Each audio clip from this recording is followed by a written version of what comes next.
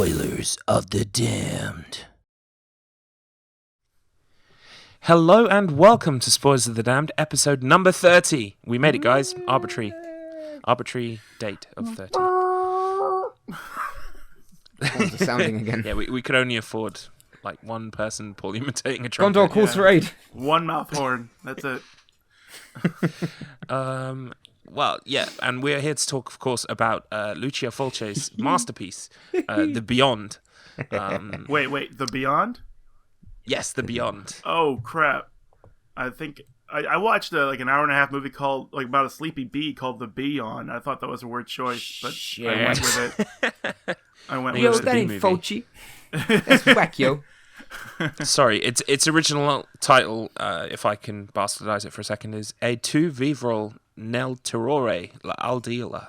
So The Beyond then, yeah, The Beyond. Much better, punchier title, I think, For sure. Punchier, yeah. Really it didn't help that. It didn't help that on the Blu-ray release that I watched. Obviously the credit, the credits come up at the beginning, like with the title card and all that, and it wasn't in English. So that's what we got was that title. I'm like, yes, that's cool. Great. Even though everything else is in English. Did you still get Louisiana come up properly? Oh yeah. Goddamn, Louisiana. 1927 Louisiana. It's like I made a joke to my girlfriend. Was like, see, they're totally in Louisiana. See, there's black people playing music randomly in a bar.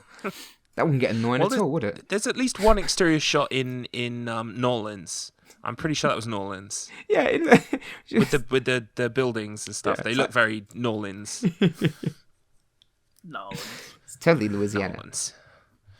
Honest. Yes, but we will save all that and of course get onto it in due course. Of course. Yeah, and these. Although we're recording this at a certain time, listener, you will probably be far, far ahead in the future by the time you listen to this because we've stacked up a little bit of a backlog. And today, as we record this in the UK this week, we've had Snowmageddon, aka the Beast from the East, because everyone is a xenophobic fuck in this country. It's like, hey, we gotta get a foreign weather. Oh, it's coming from Russia. It is the Russian enemy. We send snow so you cannot move, and then we invade. Because we deal with snow. Except the snow's already all gone, and we're back to English fucking rain. So is everyone happy now? Good, we've got our country back, and it's wet. It's nice over here. Is it? Yeah, actually, yeah. It's just sunny and chill. Not cold. Chill. Good biking weather.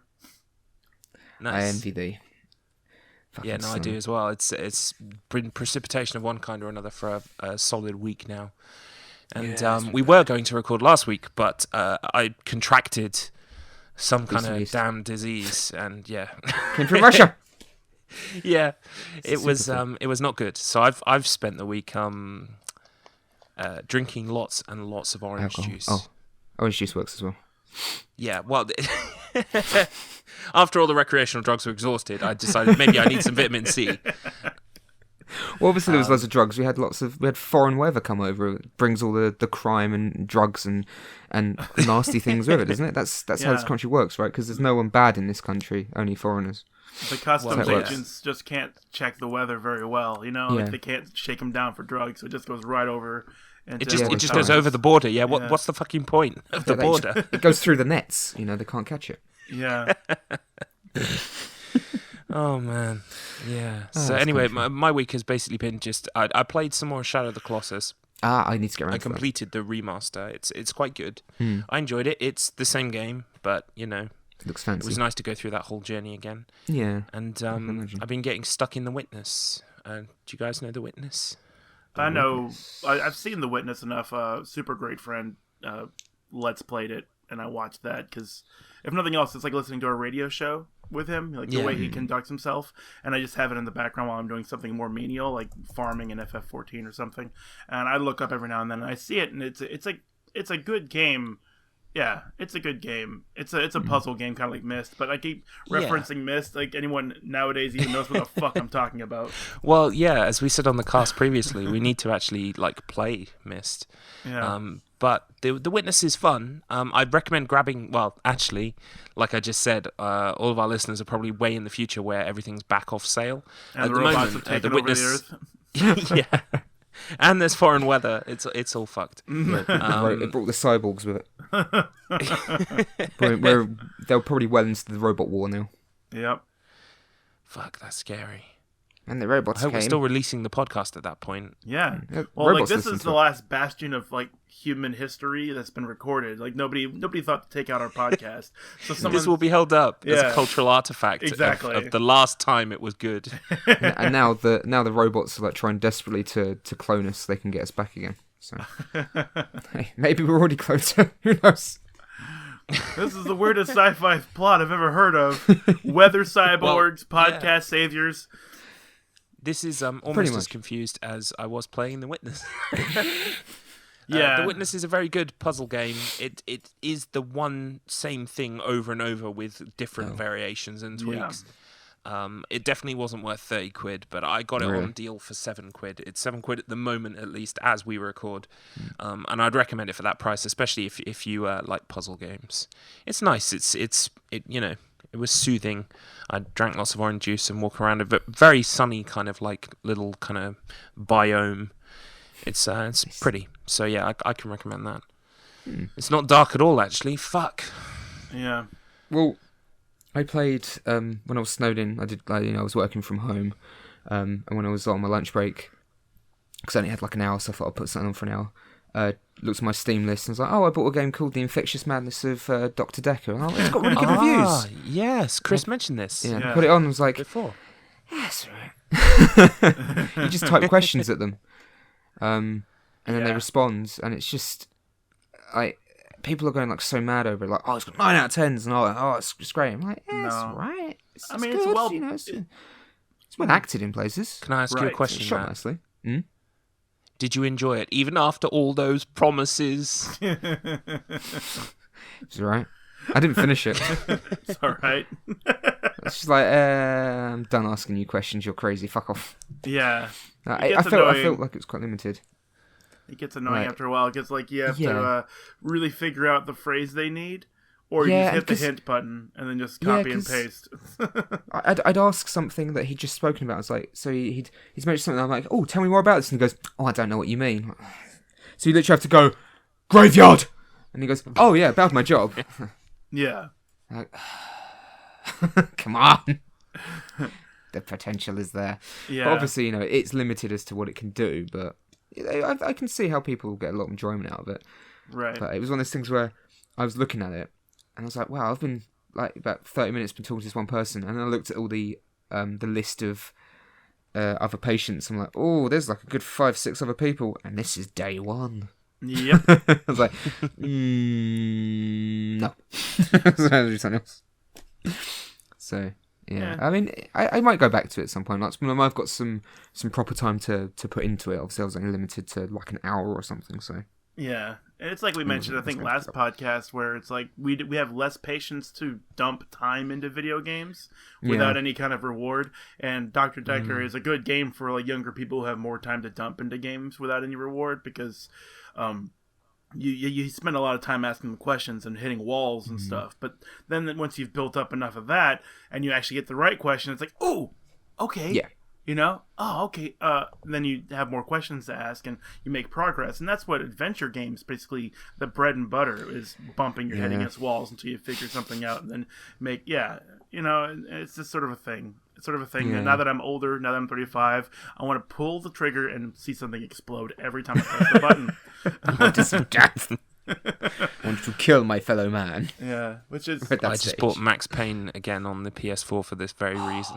I just need to walk around and shoot stuff in slow motion. Max Right. Payne's so much fun. And it's strange to me now, though, because like the last two casts I've mentioned, Final Fantasy X, which I did beat through this week, and I got Hey, 6... I've ordered it. It's on the way. I'm got looking forward to it for the 6 first time. I got 6 of the 7 celestial weapons. I even dodged lightning Oh. 205 times. Jesus. Awesome. I was doing all of that. I was just like, I can't believe I'm doing this. This is the shit that I would be like, I'm not gonna do this, as I've been recorded and saying. But it's like, it's not that hard if you just do it. Instead of complaining about it, just go and do it. It's not that bad. The butterflies aren't that hard to dodge if you just pace yourself and remember where they're supposed to be. The lightning isn't that hard to dodge, but there is a trick to it. And the trick is the lightning isn't random. It spawns at certain areas, and you can control where it spawns. So then Okay. you can expect where the lightning is, and there's one spot where lightning strikes twice, one right after another. So you can like kind of double time your lightning dodges. You like farm So it. it's like, oh, okay. I mean, I don't know if that was intended, but I hope it was, because fuck doing it randomly. It's efficiency. I like Yeah. it. And then everyone else is just like, the chocobo race is frustrating, but it can be fun if you just let yourself have fun with playing the game. And you pretty much just do passively, because you end up capturing monsters if you put any effort into it at all, and then it just sort of happens. Here's your weapon. Same with Yuna, because hers is followed by the capturing everything on Mount Gagazet. No big deal. Yeah. So, and then Waka's just Blitzball, which I enjoy Blitzball now for some reason. I got over how much I hated Blitzball, and I was like, oh, this isn't that bad. Yeah, I never really hated Blitzball like a lot of other people did. It was weird. Yeah, well, you were right, Matt. You were right. It's weird. You just have to get the right players, and then you fucking win. Yeah, I mean that is one thing. I'm still using shit players because I don't know how to get anybody. I know how you can ask them, but they're almost always on contract with somebody else. And then when their contract is up after a game, they just immediately get re-signed to that same team. Yeah, that's weird. There's always one in particular I get. He's a member of the Albedo, I think. It's Rop. I can't remember his fucking name now, but That's fine. he's just like a tank that you either put in defense or midfield. Yeah. He's got insane hit points, and he just smash through everyone. Right, like, and I started noticing that too. Like when you fight the Ronzo team, they're just meatheads. Like quite literally, they can't pass, they can't shoot, but you can't stop them. You can't. They will bulldog all the way to the goal and miss. Every You have like single four people time. like hit. Like, no, and I'm gonna shoot still. Fuck. Damn it! I'll get it right one of these days. So it's like I want to have a Ronzo in my like midfield, so he can just like bulldog through everybody, pass the Titus, check shot, goal, win game. Oh look, I scored again. So then it's just time and repetition, and that's kind of what's leading me back to the original point, where it's like I want to press a button and blow things up. I didn't get Waka's Celestial Weapon because I know I can beat Blitzball. And I know I don't need to beat Blitzball to beat the game, so I just beat the game. You know, I mean, I've won a few games of Blitzball. I have the weapon, I just don't have the sigil or seal or whatever, and I just don't find any value in grinding through like however many matches it would take to get the sigil. So I just didn't do it, and I beat the game. You know? Yeah, because you can still beat it. That's the thing. Yeah. Once I know the challenge is not there, I'm not interested, and I just turn away. So, and the challenge with Dr. Dekker is just, how do I phrase common English to these people so they don't tell me they don't fucking know what I'm talking about? I don't know what you're talking about, Doctor. How can you not understand what I've just asked you? Tell me It more sounds about like your trying job. to solve I don't know. It sounds like trying to solve a mystery with Google keywords or something. Right? I mean, you can ask them, like, what's your favorite breakfast cereal? Like, nope, sorry. Never heard of cereal. Yeah, that's it. You get like reactions like, no, I'm sorry, I don't quite know what you're trying to say. Or, I don't know anything about that. You don't know anything about cereal? You are insane. You belong here. I don't know anything about breakfast. But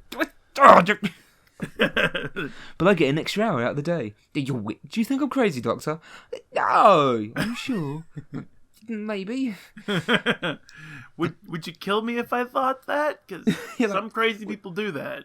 Yeah, would you come to my house during that extra hour and then stab me in the face multiple times? Yes. Then you're not crazy. You're fine. Yeah, you are so sane. You're the sanest You're person. normal, mate. We gotta switch. We gotta switch places so you can analyze me because I'm out of my mind. I'm talking to a man who thinks he has an extra hour in the day. Yeah, it's like, wait, I'm the only sane one here. Maybe I'm the one that's crazy. Oh god, that's a twist. Yeah. Anyway. No, it's not the twist. I got a bit further into the game, and it definitely builds up in a good direction. And I think that the production value will make it, worth the time. If I just wanted to go in there and hit the hint button, and then just copy and paste everything from the hints into the question box, and then just make progress instead of like beating my head against the wall, I think it would be worth it. Yeah, it's like adventure games, like Broken Sword, Discworld, Monkey Island, just stuff like that. It's point and click adventure games. It's always the story and the dialogue is what keeps you going. Yeah. Because if the story's boring and you don't like any of the characters, then you're really just constantly clicking, going, "Have you looked at this teddy bear? Oh, that's not interesting. Have you looked at this? Oh, that's not interesting." My favourite running joke in Broken Sword 2, I think it was the worm. Would you want to see my worm? It's like, that's disgusting. You keep that in your pocket, and he's like, "Yep." and you never use it. It's like, do you want this worm? No, I don't. Cool, okay. And she puts it straight back in there. Cool, okay. It's one Yeah. of the best things in the game. It's great. He carries this little worm around his pocket all the time. It reminds me of Final Fantasy 1, like the rat tail that you have to get so you can class change. I don't Okay. remember if you have to give it to Bahamut or just Matoya the Witch. I'm not sure which one it is. I think it's the Witch. That would make more sense. But like the whole idea, the whole concept is that it's something completely mundane and useless. But if you find it, it unlocks all of the power at the end of the game. Yeah, Jesus Christ. like it Oh, was yeah, that's the designed one, yeah. intentionally. Yeah, it was designed intentionally to do that. So you would have like, if you had like 4 white mages, they become 4 white wizards, black wizards, and warriors to, fighters to warriors, and ninjas or thieves to ninjas, monks to black belts, and so on and so forth. So Yeah. it's like, it's just designers, either they've experienced enough of these video games to like say, well, let's make fun of the tropes, and then they do something like that, or Yeah. Anyway. So the worm. You want to see it? No. All right. No. There's one person's like, that's disgusting. Have you just been carrying it around in your pocket? And his response is just, yep. I'm an adventure game character. Of course he's going to keep it in his pocket. Yeah. It reminds me, yesterday actually, Sarah, my 4-year-old niece, she has a huge imagination. She might actually be insane when she grows up. I don't know, but for right now, she's this just be on having record. fun. Yeah. She's just having fun, and she's like, I was like looking on my phone, and she's like, "What are you doing?" And I was like, "I'm just looking at pictures," And she's like, "Can you find me a prince? I need a prince." I'm like, King's Quest 6, Prince Alexander. like this, and she's like, "No, not that one." And I was just like, "Oh, okay. Well, I'm not playing this game anymore. That was the only part. That's the funniest joke I could come up with, so I'm not doing this anymore." But yeah, just I don't even know why I brought that up now, to be honest. Well, it's just now it's on record, so if she does grow up Yeah. I will have insane, said then the it. police have got it. Yeah, then you can just say to the police, like, you can write to them, say, if I Yeah. die, please check podcast number 30. Give us a like as well, and subscribe, don't forget. And us a like, please avenge share. me. Please But share. please avenge me. Share to your Facebook police websites. Share it to your friends. Carry it on a USB drive and give it to everybody that you can think of. And we can all become famous posthumously, so it'd be great. Yeah. Perfect. Because of one murder. One murder. That's how it works, right? I'll die for this No. podcast. Thank you. That is literally all I ask of you. At least one of us has to die, I guess. Is that how it goes? At least one of you has to die. Yeah. That's why there's Open the 3. gates of hell. But beyond that, I watched. Nice. Oh, I watched a. Oh no, that wasn't a pun. That wasn't a pun. I wish it was. it wasn't. I wish it was. It's not time for that yet. It's not time. I'm really comes hoping later. that the next time you try to segue to the movie, or don't, kind of you use the Italian title instead. Yeah, like I can remember that, and I'm not gonna look it Some up. kind of really elaborate pun. Like I could come up with like maybe an acronym, where one letter of everything in that title means something, and I'd be like, "Did you guys pay attention to that massive paragraph I just said?"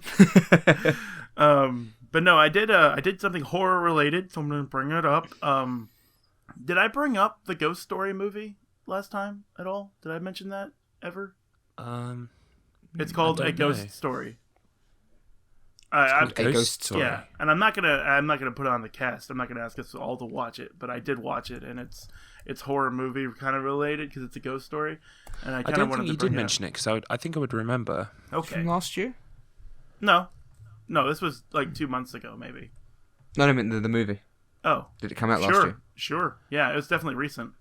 Casey Affleck. Oh, I saw the poster for this. Yes, I Yeah. remember the poster. The guy with the It's sheet. just- Yes. Yeah. Yeah, I watched it. It was good, actually. I had a fun time watching it. It's I mean, it's well. Is it one of those things that is actually about a ghost, or is it one of those things that's like about life and love and relationships and not about a ghost? No, it's very specifically about Ghost. Okay. Very specific. Damn. Wow. Yeah. It It's did an not honest cost a lot of title. money. Nice. I mean, yeah, that's what I liked about it because they didn't play around. Like it starts off with a bit of a relationship, and the dude's, like he's with his girl, and they're having trouble in their home, and then he dies in a car accident, and then you have like Ghost with Patrick Swayze for a little bit, but really that's like 10 minutes into the movie, and then she moves on, and he's just in the house by himself as a ghost. Jesus. All right. And you watch the rest of the movie of him basically just standing around in the house, and you watch the house change and time pass as he remains a ghost. So other people move in and live, and then he haunts the house, so he scares the shit out of them, and they leave.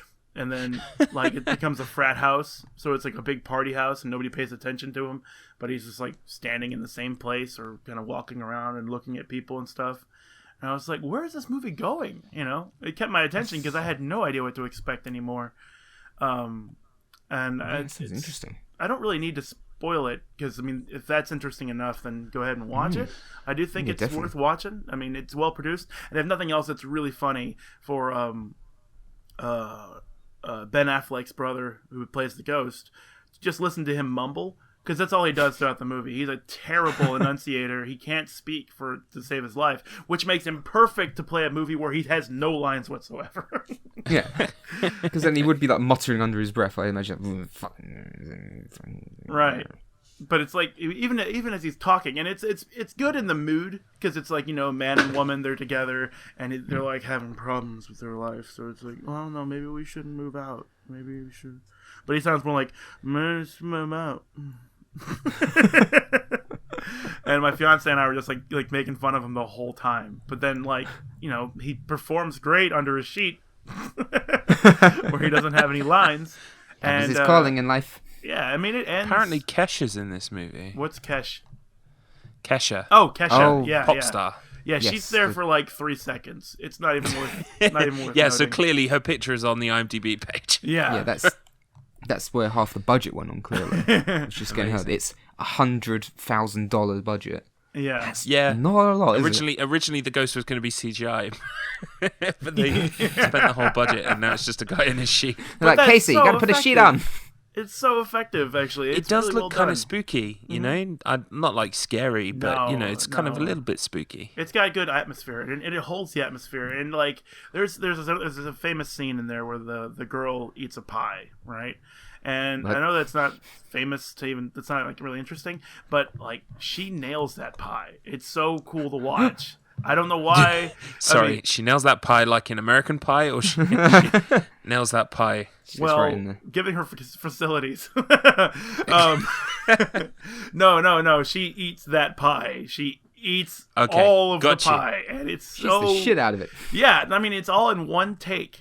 That's the crazy thing. Like, there's a point where she's like, I'm gonna eat this pie. My boyfriend died, and I'm gonna depression eat, and I'm gonna eat this pie. And then she's eating a little bit of it, and then she takes the whole pie, and then she sits on the floor and she eats it with her bare hands, and she's just tearing into it for like 5 minutes. It's amazing. I've never seen anyone eat like that. Worth watching This just for sounds- that scene alone, because I mean, she did perform that. It's not like she was like pushing it past her cheek and throwing it down behind her or something. She was eating that pie, and she ate a lot of pie. She doesn't look like she can eat any pie, but she ate a lot of pie.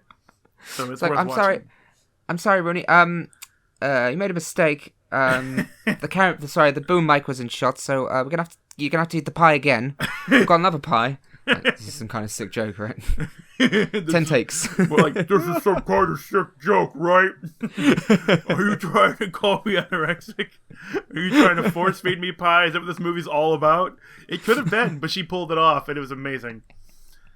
My interest is piqued, definitely. I'm Is it on Netflix? Amazon. I believe it's cool. a free movie on Amazon Prime. Yeah, it looks to be. Well, hang on, definitely in the US. I'll find out. if Yeah, it's I on. mean, it was when I watched Okay. it, but just like Being John Malkovich was free up to the week before I watched it, where I had to pay for the fucking thing.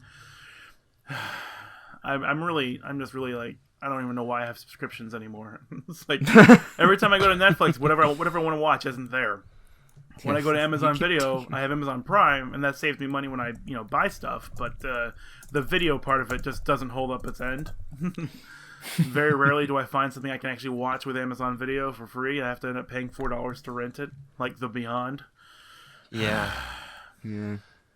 The only thing I watch on Amazon, and I've got Prime, but the only thing I tend to watch on Amazon is the The Walking Dead at the moment, and it's just easier to watch it there and just pay them £2 and go show me The Walking Dead.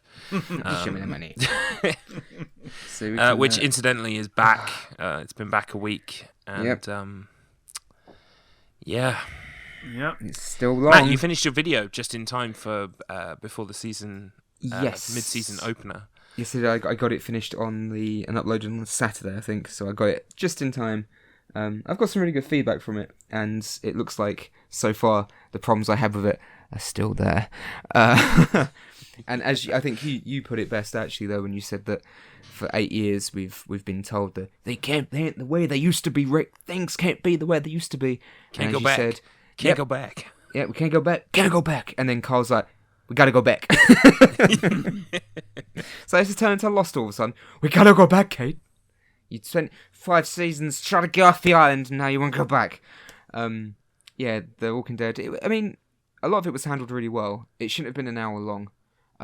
They could have got... Yeah, it felt like it was like we didn't know that it was supposed to be longer than usual, so I think it kind of cut away from Carl dying again to Carol and Morgan walking around again. And we're kind of like looking at our watches like, is this... Yeah. Oh shit, it's still running. Yeah, I mean, the whole thing with Carol Morgan was just stupid. I don't mind the fact that they were like stealthing around and killing people. It's the fact that right at the end, the saviors are fortified inside the theatre, and then they knock down the thing, and they're just like standing out in the open. I'm like, you didn't get hit once, really? They killed 8 people from one place. Like they're just standing on top of the stage. Shoot me here. Yeah. Not using any cover, they're just standing there. I'm like, fuck you. Fuck you. They've got main character invincibility at the moment. It's like putting God mode on in Doom and just running around and standing there going, yeah, fuck you all. Yeah. There was stuff I liked in it. I think the death of that was handled really well. Yeah. And it's okay. By the time people listen to this, the season will be fucking over. So true. we can spoil it. But yeah, the stuff with Carl was great, and I genuinely got not shivers, but the hair stood on end when the final shot when you see Negan. It's like his perfect world includes Negan. Like, holy shit. Yeah, they were really a lot. ambiguous as to whether that is Carl's dream or whether Rick has started to be able to imagine it as well. But maybe. But I liked it. I really hope so. I hope he carries on the kind of the vision. Yeah, I liked it. It was cool. I liked it. Yeah, because it's Negan. Yeah, it's like, yay, Negan, like, hey, he should be the main character. No, things ain't the way they used to be, Carl. Well, they could be, Dad. You're right, Carl. We've just had an 8-series lead up to our main character. Also, it's like, it feels like it's the whole time it just needs one person to say to Rick, things could be the same way, He's like, by God, you're right. I'm gonna go back to the trash people. Oh, shit, they betrayed me again. I bet. Oh, shit. I'm gonna call this right now. The way that episode ended where he's been shot, whatever, I bet the fucking trash people shoot him. Again. And then I'm going to just throw a remote control at the TV if that's the case. Like, fuck you. Yeah, we are definitely... I think... Is it safe to say you're in for the long haul, right? Like I am. What? We're going to watch this thing until it dies. Yeah, I've been here... I've watched 8 seasons now. I can't go back. Can't go back. You can't go back. It's like... It was like Lost, like as silly as the last season got. It's like, well, we've come this far. I've got to see how it ends, right? That's the thing. People say to me, because I've not seen any Lost, and they say, "Oh, the first couple of seasons really good," and it's kind of like this thing where, if I watch those, I'm not a very good person at kind of going, "Oh, this is the shit stuff. I'm going to stop now." It's kind of like you feel like you're invested and you need to finish it. Case in point. Oh yeah, sorry. You finish your point because I'm going to branch off somewhere for a second. I was like, that's the problem, because the first and second season are so fucking good. I've Lost. Yeah, they're so good. Yeah. There's still good stuff throughout, but it does get unbelievably silly, and it also tries to retcon stuff as well, very badly. Just go, no, that didn't happen. Like, no, it did. I remember the wording exactly. That was one of the cases where they did write themselves into corners, right? Like they didn't know where they were going with it. They just wrote it because it was good. Yeah, like it's crazy Lost. Mystery boxes. So, But the thing it reminds me of is me. Me and the wife recently, it was my rewatch, but it was her first time. We watched Death Note. Ah, yes. The original, the anime. Yeah, the original done, anime, yeah. although we watched it in dub because I'm not one of these people who obsesses about like watching it in Japanese. Sometimes I like to be able to hear and not have to look at the TV No, that's the not. whole But, time. but the voice cast is good. Brad Swale's really good as Kira. So Yeah, he's perfect as that. So Well, yeah, I'm kind of spoiling it a bit, but Light and L are both fine. You know, I was happy with them, and his dad, and like even Ryuk and everything. It was all fine, so I couldn't fault anybody. no, it's good voice cast. I realised that I had the same problem first time round with Death Note that I had this time as well, and that is like Death Note should finish. There is a clear point where Death Note should finish, and it doesn't, and it carries on. Yep. And this time, we stopped. We watched an episode or two of the new arc and just stopped. And I said to Kina, you know, we could push through the last 10, I guess, if you want to, because it's good. You get a conclusion at least to. It's a good conclusion. Yeah. The conclusion is good. And but Brad Swale's performance is great. He's done it live at conventions as well. He's done the whole neat. monologue. Yeah, he's done it live for people, cool. which is apparently I've heard like really fucking awesome things about. But anyway, sorry. I got to introduce Kina to the whole "I take a potato chip and eat it" kind of meme. Yeah. And I guess we're probably maybe gonna watch some of the live actions. I know the Netflix one is deeply flawed. I've heard it's arse.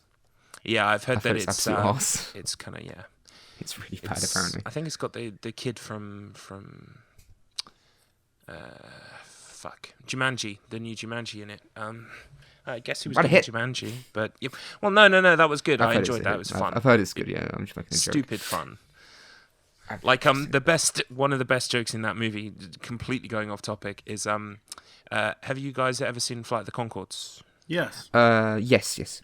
Okay. While, Do you know their boss Murray, who's played by Rhys Darby? Yeah, they're he's really useless boss. He's in Jumanji, and stop using the office to manage your band, Murray. He's in Jumanji, and he's playing an NPC. So after, it's kind of like that. I was about to say Desmond Dekker, isn't he? Like a pop star or something, rock star. The dreadful infectious madness of Dr. Dekker. It's kind of like that, where he just repeats his dialogue because he's an NPC. So they're like asking him a question. He goes like, "Here's the map. Go find the treasure." And they go, "What are you talking about?" He's like, "Here's the map. Go find the treasure." Which is a really funny joke. And that there are a couple of those in the movie that kind of play on games and the rules of games, which is quite fun. Okay, that's cool. But yeah, Death Note, it's good up to a point. Is it when a certain character dies? Yes, it might be that. Yeah. We've kind of turned around spoilers. If you're not going to go and watch Death Note, which we recommend, it's a good, very kind of like cat and mouse chess tactics anime based around like these two very clever people who are basically playing a kind of like a Sherlock Moriarty game of like tangled web of lies and deceit. It's really good, captivating. Go watch it. Come back. Okay, so we can spoil it. L dies. And that's where, like, if they had the balls, to finish it there, it would have been good. Either finish. Yeah.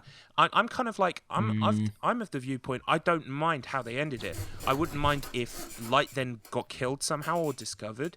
I wouldn't mind if he made his perfect world. Because it's all about the cat and mouse between those two characters. Yeah. So I feel like when you kill L, you completely, like, all of the power and tension in the thing just gets like completely. It gets wasted and burns out immediately, and then they've got to introduce these new people.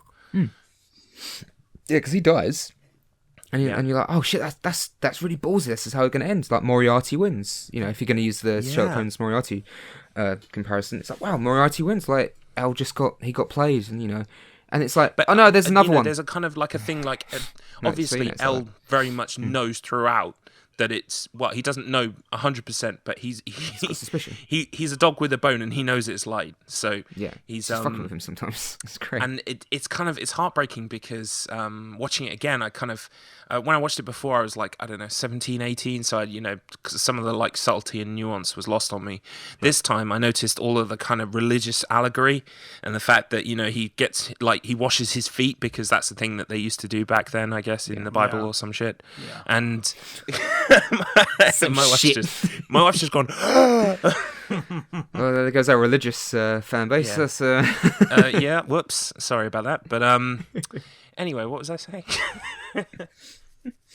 Oh, you were No, seriously, what was I saying? You're talking about the religious undertones and everything. Like Yeah. the And imagery, the fact the day he dies, he hears the bells of his orphanage, it kind of like ringing in the rain and stuff. It's really powerful. And the fact that he might have actually kind of, in their last exchange where they kind of look at each other as he's dying, like I think El knows as he's dying, and it's just like, whoa, powerful. And then, oh, hi, here's the rest of the orphanage. Yeah. It's L2. Yeah. L2, the sequel. Yeah, little Well, L. actually, L and- divided into and two Mellow, because I guess. I can't remember his name. Was. His L, O, and L. this one eats chocolate, and this one sits sits on his feet as well, I guess. Yeah, and plays games. He plays like puzzle games and stuff. Dominoes and dice and stuff. Yeah, it felt like it wasn't thought through properly in the sense that they were like, shit, L got really popular. We can't bring him back. Just make another character that's very similar. Make two of them. We'll split L into two different people and have them personify those characteristics. So you have the one who eats all the desserts and stuff, and then you have the one who's like always thinking and puzzling and stuff, and then they will work together. Like they'll make a new L between the two of them, and then they'll destroy Light. Like what Tom was saying, I kind of wish they would have just like ended it with L's death. Have Light make his perfect world, because honestly, how was anyone ever supposed to figure out he was killing people with a notebook to begin with? Precisely, yeah. Yeah, you know, and it's the Shinigami is out of the absurd. box at that point. Yeah, Even if you don't want it to be a completely downbeat ending, he kills L. We skip forward so many years where he has created his perfect world, and he's still miserable. Yeah. Yeah, and I mean, his dad's not a genius, but maybe his dad could have like finally worked it out and confronted him or something, you know, based on what L left behind. There are 100 ways they could have done it, but all of them would have been better than what they did. The rest, yeah. Yeah. So, well, there's two L's. Why? You know, it's... This one eats chocolate. Well, there's actually, because I think it was Mellow and Near. That was their names, I believe. Yeah. Mellow is one of them. Well, then you have L, M, N. After they died, if they did, you'd have O, P, Q, R, S, T, U, V, W, X, Y, and Z. He had a long way to go, actually, to be fair. He was always fucked. Gets to Z and he's just like, fuck, I can't. It's me. Yeah. It's me. It's me. Okay? It's me. I'm sick of this. You reminded me of something funny I noticed, actually, is there are two characters who L brings in. They're kind of like master criminals. I can't remember their names, but one is called Wetty. And because Watari has got like this big fuck off W with all the, you know, the like nice gothic font and everything, she gets like a tiny shitty little one when she's on like screen talking. Because oh shit, yeah, we've doled out the W. Yeah. But yeah, no, there's so much to love in that kind of the, you know, the bit of the series I like, because I think, you know, I managed to get Kina hooked after the first couple of episodes, and eventually she was kind of asking to watch it, which is a sign that, yeah, it's good stuff. And we got to the episode where he, Ray Pember, his fiancée, he bests her, and as she's walking off, he's laughing and talking. He's going like, "Go home, kill yourself," and like shit. There's a gallows, and she starts walking up to the fucking gallows. It's like, holy shit! Well, that was convenient. Yeah, and there are so many great things as well, like when he comes up with the plan to do the switcheroo and give away the death note so that he completely forgets. Yeah. And then suddenly he touches a piece and he's like, "I've won." Yeah. Well, it'd be like, you know, think about it. Have you both seen all of Breaking Bad? I haven't seen any yes. of Breaking Bad. And Shit. I don't really plan. I recommend it. No, I don't really plan. I'm not gonna do it. Oh, god damn it. Oh, it's fantastic. But Cliff Notes. Right, then Bryan I'll Cranston's fucking awesome. Yeah, it is. It's but if you're not going to watch it, then I'll spoil the shit out of it. Actually, I can do it in a way. Basically, it'd be like in that the DE agent that's been trying to track down his alias, which is Heisenberg. He's been trying to track him down. He finally realizes it's him. He realizes that's it's a great Walter moment White. in TV as well, and a massive cliffhanger. And then that character dies. It would be like if that happened. Then another season went by, and then another DE agent came in, or two DE agents came in, and they're like, "Wow, we're going to continue the search." It'd be the same thing. Yeah, you'd feel really kind of robbed a bit. Yeah, it robs a lot of the emotional weight, I think. I mean, like, no, it's fine because there's two characters are the same now. Like, oh, get out! Yeah, that's anime for you, though. That's the thing I really don't like about watching it. It's like, they'll get you hooked on these great concepts. They'll deliver you through a story, and you're on board. Like, maybe this one will be different, and then it's not different. It's never different. They'll have the person who dies but didn't really die. You'll have the people who have the same personality characteristics as every other anime you've ever seen, just reorganized into like a grab bag scenario where the girl is the strong guy as opposed to the guy being the strong guy. And then like the you know what I'm saying? Like they just have all these different. You'll have the sexist guy. You'll have the strong person. You'll have the independent person who needs some love and caring to bring him around to helping the team out. You'll have like the Goku character who's just always positive energy everywhere, and he always turns the first bad guy into a good guy. He's just join the team.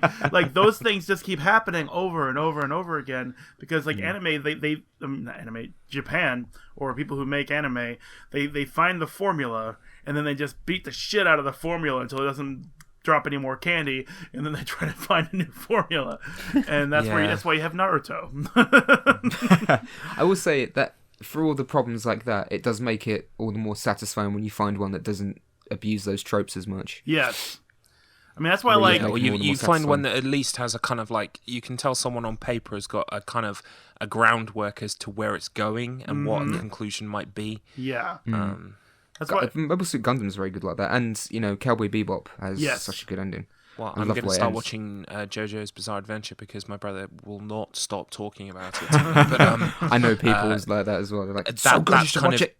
Well, the way that's designed is that's kind of like in chapters, and they're distinct historical periods, and there are some characters that follow through, but mostly it's kind of about lineage of a bloodline. So you can literally kind of pick up the first one, watch it, great, and then go and watch the second one, great. And it's not like you're watching a continuing, like, sporadic, endless tale that's kind of meandering towards things that they're making up on the spot, Yeah, it's not like, you've missed episode like 5777, so you need to go back and watch all 26 episodes before then, and then watch the episodes after. Yes, this is the reason that I will not start watching One Piece, no matter what I hear about it. Yeah, likewise. There's too many fucking episodes. I hear it's really good, but I would have to watch it from the start. I remember someone tried to pitch Naruto to me once. They're like, yeah, it's really good. It's like it's like, this generation's Dragon Ball Z, because it came out recently. It was Dragon Ball Z. I didn't find out obviously until a couple of years after I watched it. It was actually quite old. It was like, well, not quite old, but it was older than I thought it was. And like, yeah, it's like this generation's Dragon Ball Z. I'm like, I'll give it a go. But I've heard there's a lot of filler. And they went, oh well, yeah, there's quite a lot of filler. Well, there's like loads more filler than there was in Dragon Ball Z. I'm like, what? Yeah. Like, what do you mean? What do you mean loads more? Oh yeah, there's way more filler. I'm like, that's the parts of Dragon Ball Z I don't like. Why are you trying to pitch a show to me saying, oh, it's it's like Dragon Ball Z and the fights are really good, but there's a lot of filler. Like, you're not selling this to me. Right. With Naruto and with Bleach, I find that the first two arcs are really good. Yes. And then it just dips off quite quickly. Yeah. There's pad. Yeah. I mean, once they start doing the padding, that's when you can just stop watching forever. Yeah. I mean, the fight scenes are probably really good, but you can just get a clip of that on YouTube probably. Like with Naruto, I got invested because I heard. I mean, it felt like an anime where like the characters were going to die. At some point, like they weren't. It wasn't like Dragon Ball where it's like, oh, I got hit by a massive wave of energy and I'm just weakened. These people were throwing ninja stars at each other and they're doing like, ninja stuff. So I'm thinking assassination. And I wasn't really like all the way wrong, but there's a part like during the tune-in exams that I really liked. I liked everything up to the tune-in exams. Yeah. Because every episode had a point. There was some action in it, some humor in it, and it just kept carrying itself all the way there. And in the tune-in exams, they have a character named Rock Lee who was like a fan fucking love Rock Lee. Yeah, he's a fan favorite. I love him because like amongst all these like ninja wizards, he's the only one who's not a wizard. He's just strong as fuck, and he will fight the shit out of you. Okay. And he doesn't have any ninja stars. He doesn't have any like genjutsu or whatever. He just runs up and beats the shit out of you. And the one power he does have, as he uses it, kind of like permanently fucks his body. Yeah, the whole breaking the seals or the lotus gates or whatever. The gates, yeah. But then he was paired off in this exam where they were like fighting each other against another person who does nothing but like genjutsu level stuff where he manipulates sand. That's Gaara. Yeah, it's Gaara, right? He has a big old jug of sand on his back, and he just summons sand from it and throws it at you and makes walls and fists and things like that. So he's like punching through all the sand, and he's just tearing into him. But eventually Rock Lee gets grabbed by the sand, so his left arm and his left leg get destroyed. Like they actually get broken, and he becomes a broken character. He doesn't do anything for a long time, and like that's his story arc. And I'm like, oh man, this shit is real. This is some real like emotional stuff. This is what's really happening now, And then, like, eventually he gets better, and then everyone's just kind of doing the same thing over and over and over again. And then, like, you find a ninja who was never mentioned before in any part of this show who's just stronger than everybody, so now they have to fucking kill him. And now everyone learns and remembers their mentor's teachings and blah, blah, blah, blah. And I'm like, I'm done with this shit. As soon as it went into, like, the next season where they grew up, like, by 7 or 8 years or whatever, and I watched, like, the first 2 episodes just to see, everyone reintroduced, I was like, okay, I'm done. I'm not watching an another 300 and some odd episode arc. They've done it again since then now. Yeah, now it's Boruto, son of Naruto. Yep. God. Yeah. Keeps those dollars coming in. It just amused the fuck out of me because I was walking through a shop or something. I saw it in a magazine or a book or something. Boruto, son of Naruto. The adventure continues, and then I saw like the author like believes it's his best work ever, and I was like. I think I've made this joke on the podcast before. If you need to get through like 800 fucking chapters of manga just to find out that his best work is like new shit. Yeah. It's like, I think I finally cracked it. Yeah, I got there, guys. Like but I will just say that Rock Lee is a beautiful specimen of man, and I have nothing but respect. Yeah. There's a point in that story arc where he's beaten and bruised and what have you, and it looks kind of bad for him, and then either his master or him, I can't remember who gives him permission, but he gets permission to take his weights off, and then suddenly he like pulls up his arms and legs and he's got these weights on, he drops them and they make like a fucking massive hole in the floor. Yeah. It's like I was fighting with these on the whole time. Yeah. Bleach has a similar thing. It's like, oh, level 3, now I can, kick your ass even stronger. Right. I mean, ascended to Super Saiyan 55. I love those scenes though, even though I know they're coming. But like Piccolo did it when he like dropped the mantle off his shoulders and it like left a huge crater in front of him. And then Rock Lee does it when he drops all of the weights on his wrists and arms so that he can punch and run faster and all that kind of stuff. It's like, okay, sure. But I love those scenes. So it's like, I was doing this the whole time. Boom! Oh, fuck! Because usually it follows with like some lightning speed animation. You really like, he's so fast now. Oh my god, oh my god, oh my god. I need to train with those kinds of weights on in real life. Maybe it doesn't work. Yeah. No, it's gotta work. It's gotta work. I want it to work so bad. I'm letting you down, Rock Lee. I'm sorry. Yeah. Forgive me, Master Lee. Or like when they do like handstands and like walk with their hand all the way around the Hidden Leaf Village, like several laps, and they're just like gung-ho happy about it. Like, we're working out. I'm like, the hell you are? You guys are monsters. You're not human. Yeah. Oh man. Using performance-enhancing drugs. I mean, Are they Russian? Despite the shit we were just talking about in Naruto, there is some like honest, innocent, cheeky fun, and if you just enjoy it, then please continue enjoying it. Don't let it stop you. It's just, we're old and jaded and angry about it. Well, more than anything, I just don't have the time to sink into 300 plus episodes. That's the problem. Yeah. So when something like Death Note, it's like, oh yeah, we could watch Death Note again, because I think even if we did watch all of it, there's only like 35 episodes or something like that. And it has an end, a conclusion that you can look forward to. That's why I like everything done by Satoshi Kone. Perfect Blue, Paranoia Agent. I'm pretty sure I mentioned this stuff before. Paprika. Yeah. Like, because they're just great anime movies. Not series or seasons, but movies. Except for Paranoia Agent, which is a 12-episode miniseries. But it has an end. So you can, like, watch it, and then you can be done, and you can go on to do something else. You know?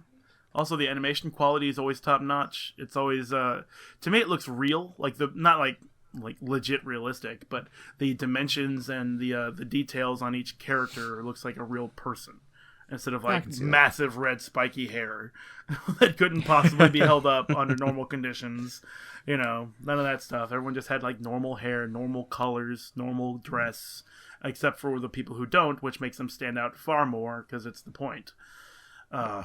Yeah, and one of these days I'm going to suggest one of those movies on a podcast because some of them are horror-ish enough that Perfect it Blue would for work. Sun.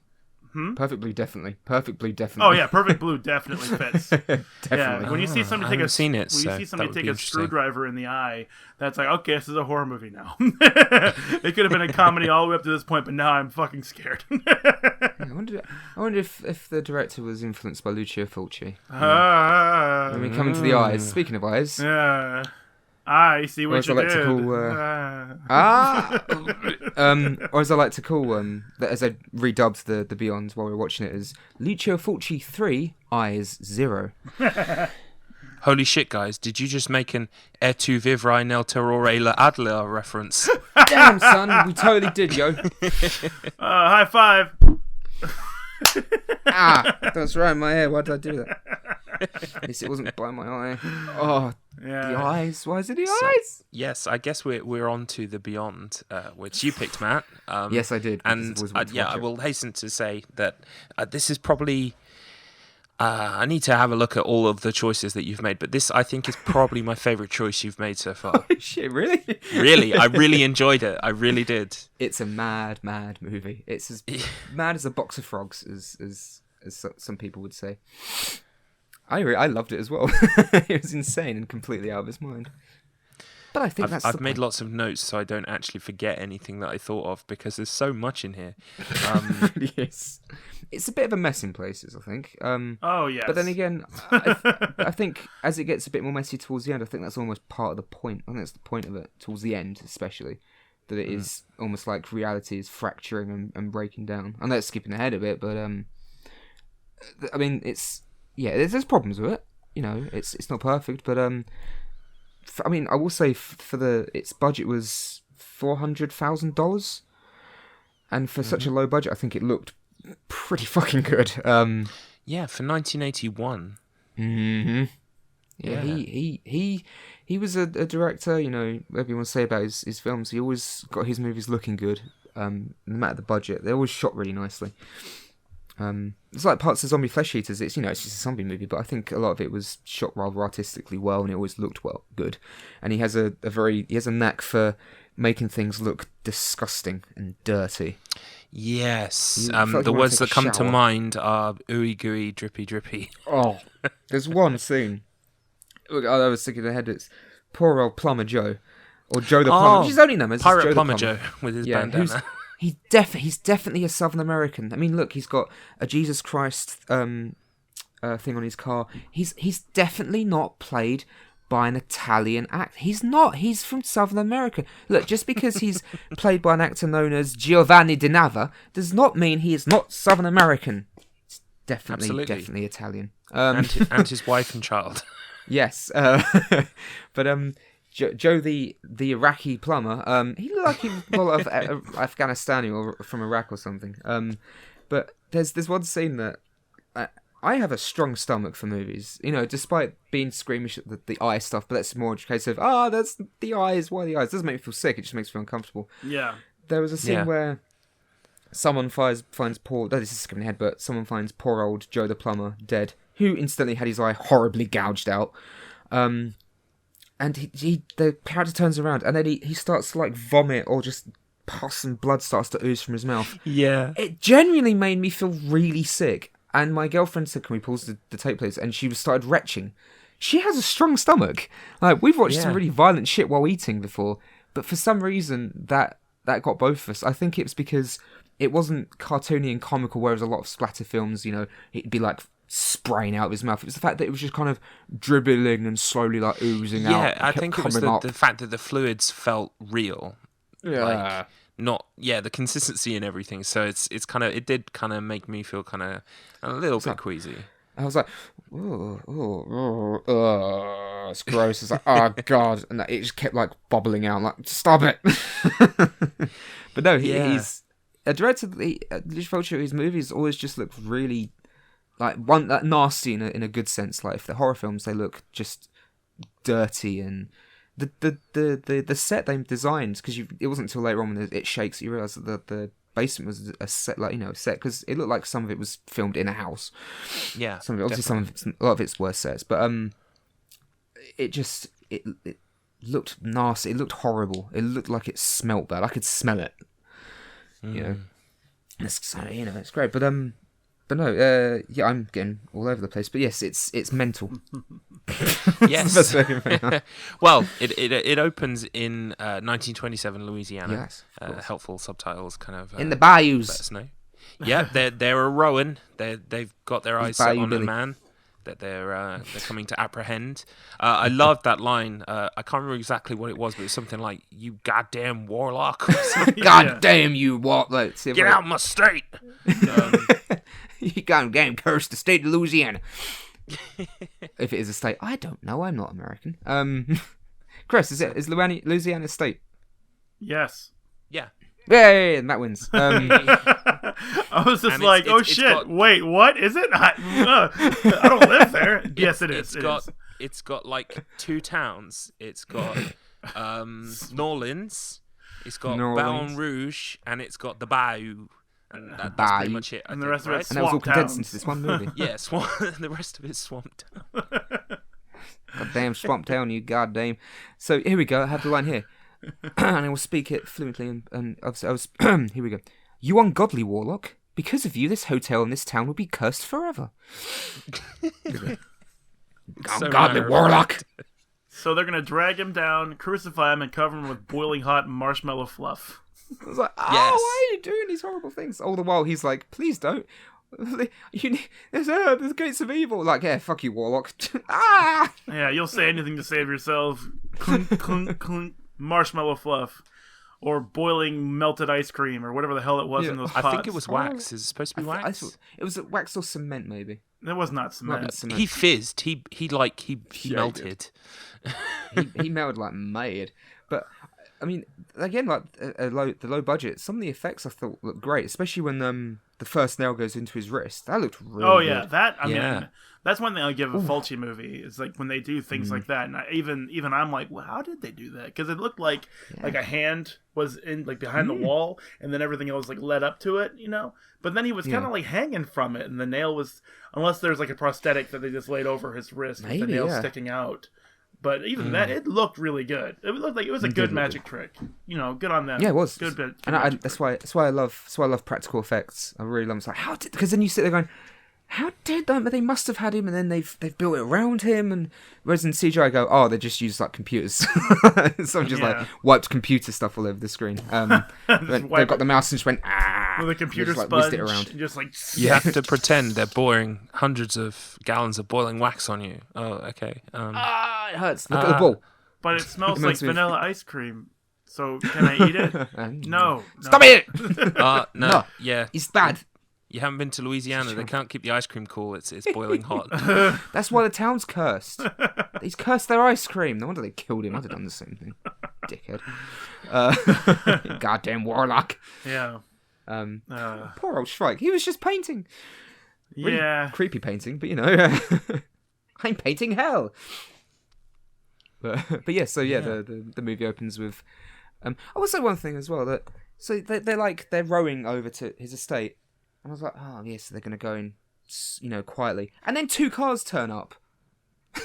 So who? It's like, no, you guys go by boat. It's like, no. Wait, it's more dramatic that way. Yeah, well, we're taking the cars. Yeah. Why do we got to go in a boat? Shut up, just get in the boats. It's fine. Look, we'll explain on the way there. We've only got the 2 cars. We don't have enough room for all of you. Look, my cousin Steve's got boats. We're going to just boat over. It'll be a fun little ride. Yes, it's okay if you wear suits. Yeah, you're not going to fall in the water. You're going to be on a boat. You know what a boat is, right? Okay, you're going to get on the boat, and you're going to boat on over. It's like, well, we're also holding a torch. Yeah. Well, what about our... We'll be on fire if we hold it? No, you're going to be on a boat. It'll be fine. Just get there. They'll lead you over. It'll be fine. Then we're going to bring this marshmallow fluff and just put it all over this guy. It's his birthday. It's a practical joke. We're going to have fun. We're boiling it on the way over. That's the thing. They didn't want to get it in the cars. Yeah. Also, it's like... Guys, maybe when you're inside the wooden establishment, could you maybe lower the torches? Yeah. Yeah, it was where they brought the torch with them inside the house. Like, why did you do that? You don't need to do that. You could have just like had a lantern. I mean, it's 1927. I understand, but at the same time, you're gonna set the house on fire. So don't do that. At least not while you're in it. Maybe, I don't know. The thing about that house is it's a hotel. Nothing about that house said hotel to me. Nothing about it. What are you talking about? It totally was a hotel. Didn't you see the giant hotel sign on it? And they've definitely got 36 rooms at least in there. It's not just a terrace house. I like that. Didn't you see the sign that said hotel? Well, yeah, I did, but that doesn't mean it's a hotel. It totally is. What are you talking about? It's a totally hotel. Like, you just couldn't see the back. That's all. Yeah, that's right. That's right. It's like it's really long at the back. That's why it was shot from the front. This totally wasn't just a house. Right. It's not a hotel. One room. It's not a hotel. One hotel room that was just labelled 36 because I jokingly said, 3 sixes. Yeah, that's what I figured. Oh god, I didn't even think of that. Must be. Gotcha, bitch. I hope not. Fulci got me again.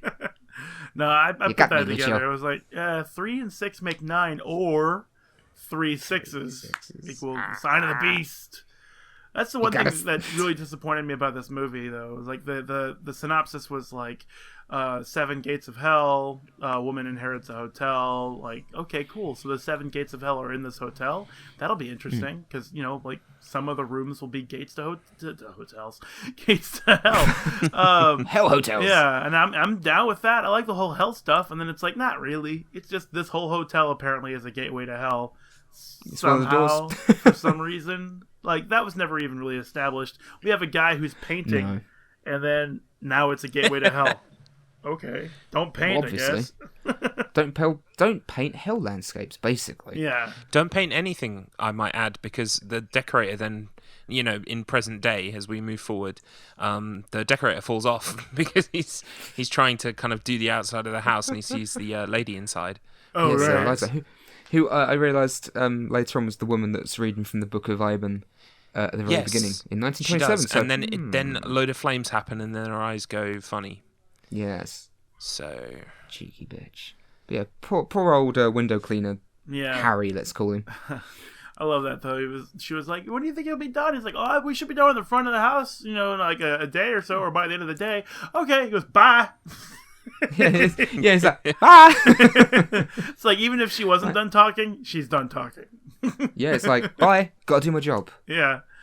Job ain't gonna do itself, is it? And he's like, oh, wait a second, I'm gonna fall and die instead, because some woman stared at me through this window who doesn't live here and becomes a character that's good later, kinda?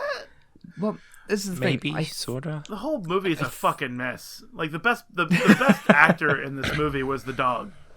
Oh, Dickie. Yeah. Dickie's badass, man. Yeah, Dickie. Zombie Dickie. He was the good boy. He was a good boy, and then he turned into the bad boy. Yeah. But I mean, I think what they were going for. I felt like there was maybe stuff that that was scripted that they couldn't film, perhaps, because from what I took from it, I think she was working for Schweik. Because she was like, no, please, I did everything that was asked of me. Oh yeah, I won't go back with you. She said that, yeah. Because also it was like, what you shouldn't do, Emily. Now, Emily, no, was it Lisa, wasn't it? Lisa, what you shouldn't do is open room 36. Okay, do not open room 36 because room 36 is somewhere you don't want to go. Room 36. So room 36. Don't go in there because it's really bad, room 36. So definitely, I know you're interested, and I know it's like curiosity. I know you got to go in there, right? But don't go in there. Totally don't go in there. Go in there. Bye. Woo, run out the door. So my hands are bleeding. Yeah, she did that too. She's blind. She ran out the door, and she didn't have anything leading her, and she does dodge the wall. I did like, because I was like, she ran out the well. But I did like the fact that there's that moment where Lisa looks out, she closes her eyes, and then she tries to do the same thing. Yeah. Where she's trying to figure out how she made it. They never, pick up on that again. But I was like, I suppose that's something someone would do. But it's just still weird. Yeah. But, it's a weird movie to try and explain and to summarize. It's just a lot of it's kind of dreamlike. I think it's really surreal and it's very dreamlike, and I think that's kind of the point. Yeah, it definitely is that. Yeah, it's really fucking mental. I did like that. I liked the character of Dr. John McCabe, whereas in my headcanon he is the descendant of Dr. Indiana Jones. Because it's just like he's dressing like Indiana Jones. But Yeah. that's my headcanon. I liked the fact that he gets interested and investigates purely because Lisa keeps mentioning people he doesn't know, and his whole reason is, I know everyone here. I don't know an Emily. I've never fucking heard of Arthur or Martha. I'm very curious. Isn't he the guy? Because there are a couple of moments, like you said in this film, where they leap over kind of narrative convention that we would expect to see. So, for instance, Joe got poor Pirate Joe got melted in the basement. Fixing your pipes. When he's found, it then cuts to the autopsy at the hospital.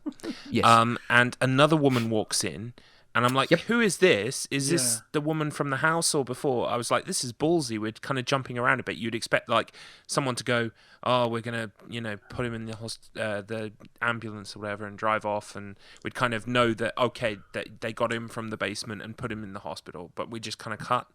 And there are kind of several things, because I think the doctor guy was at her house at the start, wasn't he? And he's the guy who said, I need to take him to the hospital. I'll go with him.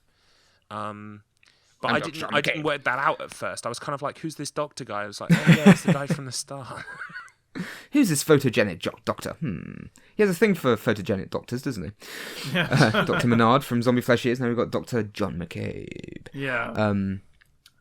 I think the woman at the hospital was his wife. That was just a completely different character.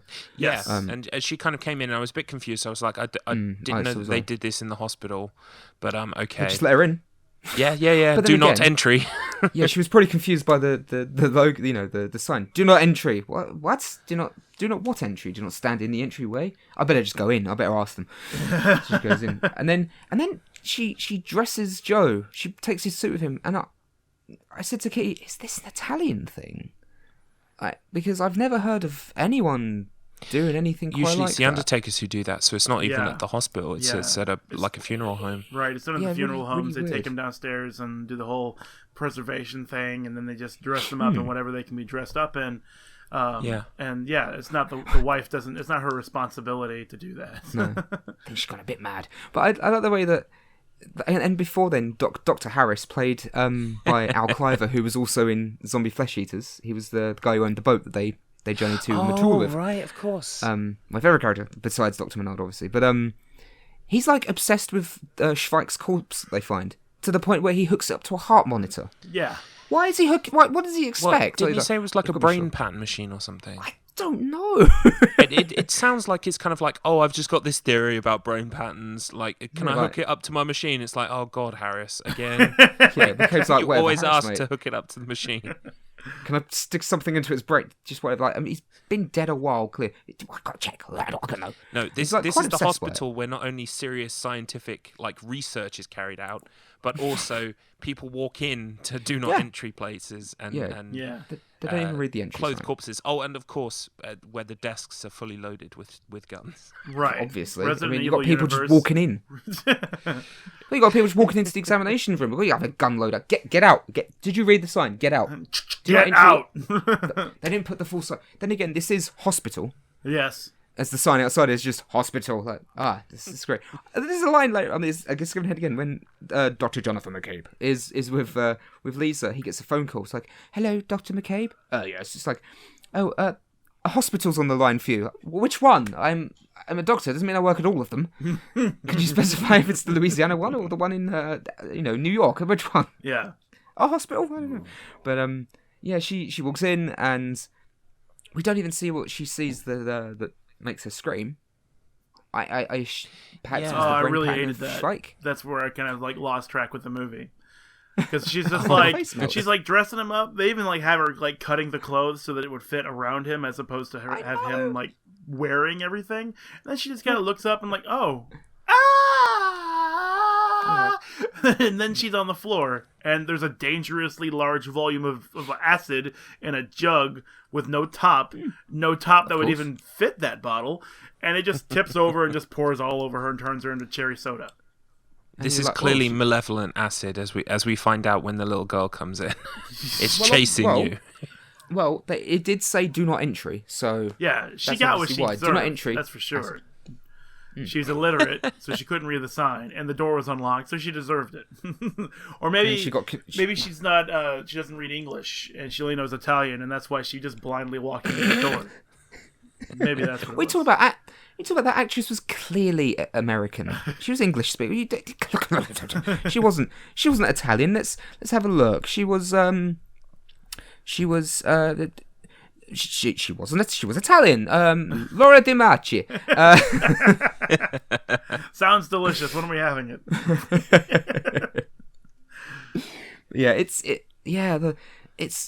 I will admit, the deaths are really cool. They spend a lot of time on that death too. Yeah, more acid, more everything. Just keep filming. Gooey, We've drippy, been at drippy. this for like 30 minutes. Mr. Fulci, sure we have enough. We don't have enough film.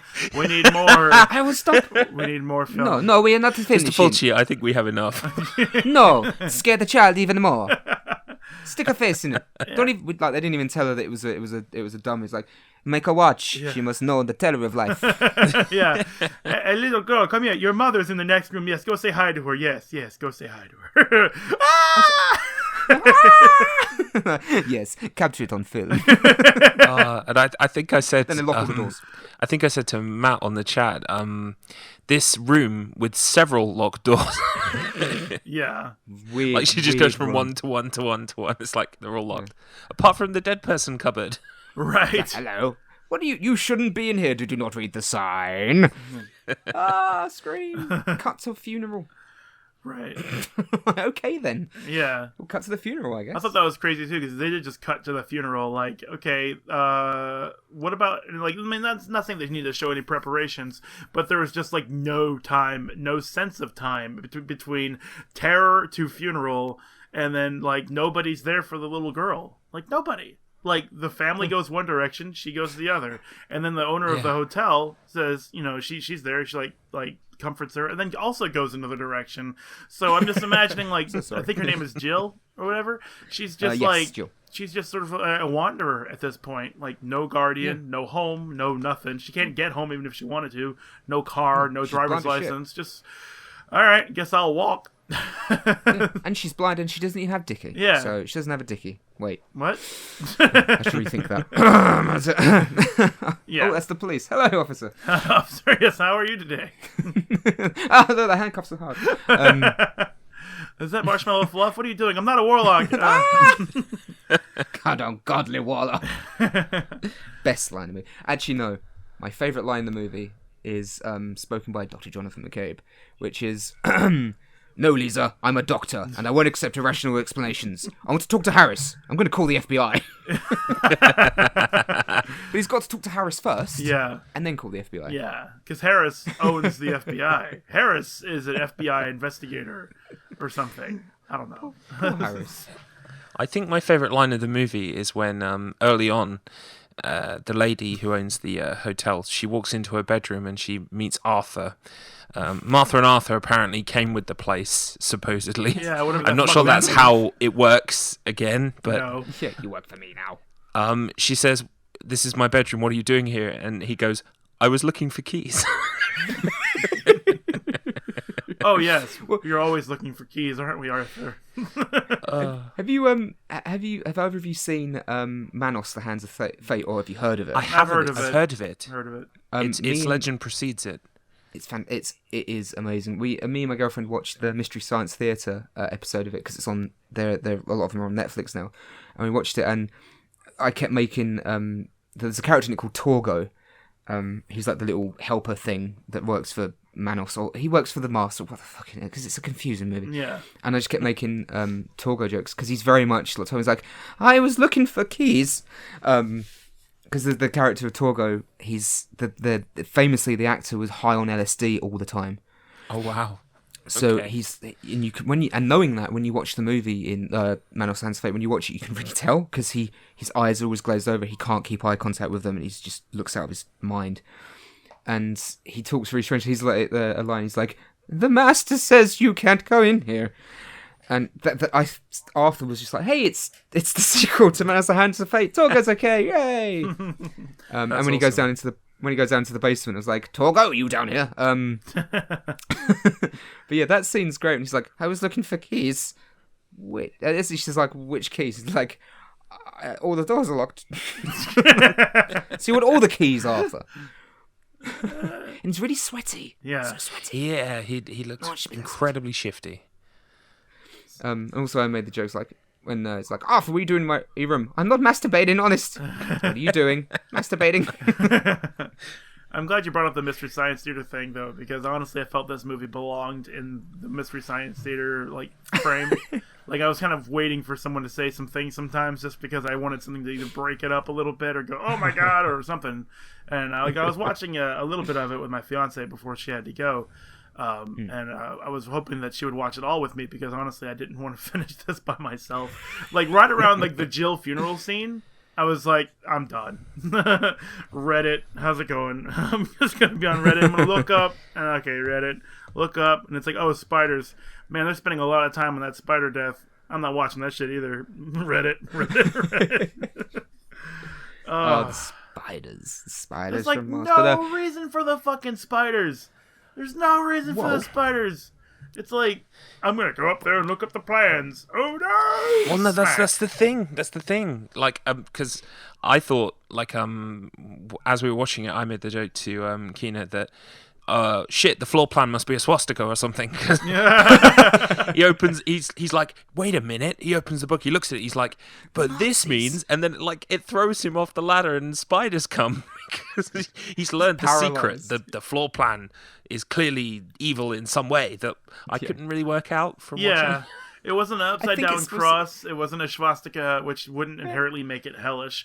It wasn't anything. It was a square with a thing on the side, and then lightning struck. That shocked him. And then he fell off the ladder, and then spiders ate him while he was still alive. Like, he could have done anything to get those spiders off of him. He could have just rolled on the floor. Well, I think, you know? I think it's intimated that he's paralysed by the fall, because it's a nasty fall actually, because the only thing moving are his eyes, aren't they? But yeah, I mean, I don't like spiders. I mean, tarantulas don't creep me out anyway, but that's a nasty way to go. And again with the eyes, this scene. I loved this scene.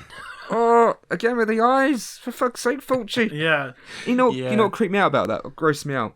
It's not like plucking his eyelid. It's the fact that it's like literally ripping the skin out of the eye itself, like the little film. It's like, stop it. Yeah. You know, I think what it is with Fulci and eyes, not just maybe some sort of weird fetish of his, but also the fact that it would probably be much cheaper to make prosthetic eyes than limbs. Could be. You know? Plus it goes squish rather satisfying. Yeah, like it's more bang for the buck is what I'm trying to say. So that might be why he's doing that all the time. Well, he likes to shoot a lot of actors. Like at the beginning, there was a lot of silhouette. You know, the characters the actors were like silhouetted mainly, besides their eyes, which were lit. So I think he might be. I was speculating at the time. He might be one of those people that's, you know, a big believer of the eye is the window into the soul. You know, and all that. So maybe that's why he just likes filming the eyes so much, or he's just a sick bastard who knew that things with eyes makes 90% of the world very uncomfortable. Yeah, could be that. There's something about the eyes that just makes you really but that's not the only eye death, is it? Oh no, of course there's not. plenty of eye deaths. There's Joe the plumber, there's the dude with the plans. The plans. And Martha. Oh yeah. Yes, Martha. I didn't watch all of Martha. Martha to me was like a Slytherin school dropout. It's like straight up from the fact that she was like, you meet her in the basement where she belongs, and you know, it's like she doesn't even like get phased when she sees like Joe the first time. She's like, I've seen worse shit than this in potions class. I'm not worried about any of this, you know. And then Schweik like bubbles up. She's like, turd monster. Yeah, and that's what really freaks her out. Yeah, that's what gets her. I wanted to bring up the bathtub actually, because this God. because this was Martha, wasn't it? Yes. Was it? Yeah. Yes. It's the yeah. hair she plucks out, isn't she? Yeah, which is disgusting. But like the whole thing made me think Resident Evil, because there's literally a scene where you drain the bathtub and there's a zombie in it. Even kind of looks a little bit like at least in Resident Evil 1, looks a little bit like Joe. Was it Joe or was it? Because it looked like Joe to me. It is Joe. In his funeral garb. Yeah, even though he's been buried like that, it's like, bitch, you're in the ground. Yeah. I'm back. I'm But bad for you. that whole scene is like for from now. Resident Evil. Well, it's not from Resident Evil because this was before fucking Resident Evil. So it made me think It's not. maybe they saw this. Yeah, and the spiders as well were like. I know tarantulas are very kind of like common when they use spiders in films and stuff, but even the colorings to me kind of looked like a little bit like the ones from Resident Evil 1. So Yeah. I mean, like, yeah, I think you're maybe right. they watched it. You might have done. I definitely think it wouldn't surprise me because again skipping to the end, like once the gate, it's fucking open now, and once that gate's open, like everything starts to get really mental, and lots of things start to happen that don't make a lot of sense. And there's that one of my favourite moments is when right at the end they leave the autopsy room, they run into the elevator, and then they end up in the autopsy room again. Yeah. I didn't really. I was like, are they in another one? Like they just wait. Is that's supposed? No, maybe that's just mistaken. It's a different room. But then they run through a door, and they're running. And suddenly, like in the same shot, they're running down the steps to the basement. Yeah. And it wasn't the things. It's not like I realised immediately. It wasn't until they started running down. And I was like, wait, they're running down the fucking steps. What the what? Yeah, my first thought was, am I just being dense? And like, maybe the hospital is also one of these gateways to hell, and it also has a basement just like the hotel. Yeah. But then I thought, no, this is the hotel. I was like, wow, straight away I was like, wow, I'm getting serious Silent Hill 1 vibes, like when you go to nowhere. Yeah. I mean, and suddenly the basement of the like the basement door of the hospital leads to a classroom in the school. Yeah. Like, I started to get those vibes, and I loved it. I really didn't enjoy the movie too much, but I did really like the ending. Like that scene, I was like, oh, okay. And then they like walk through like fog, because why not, I guess.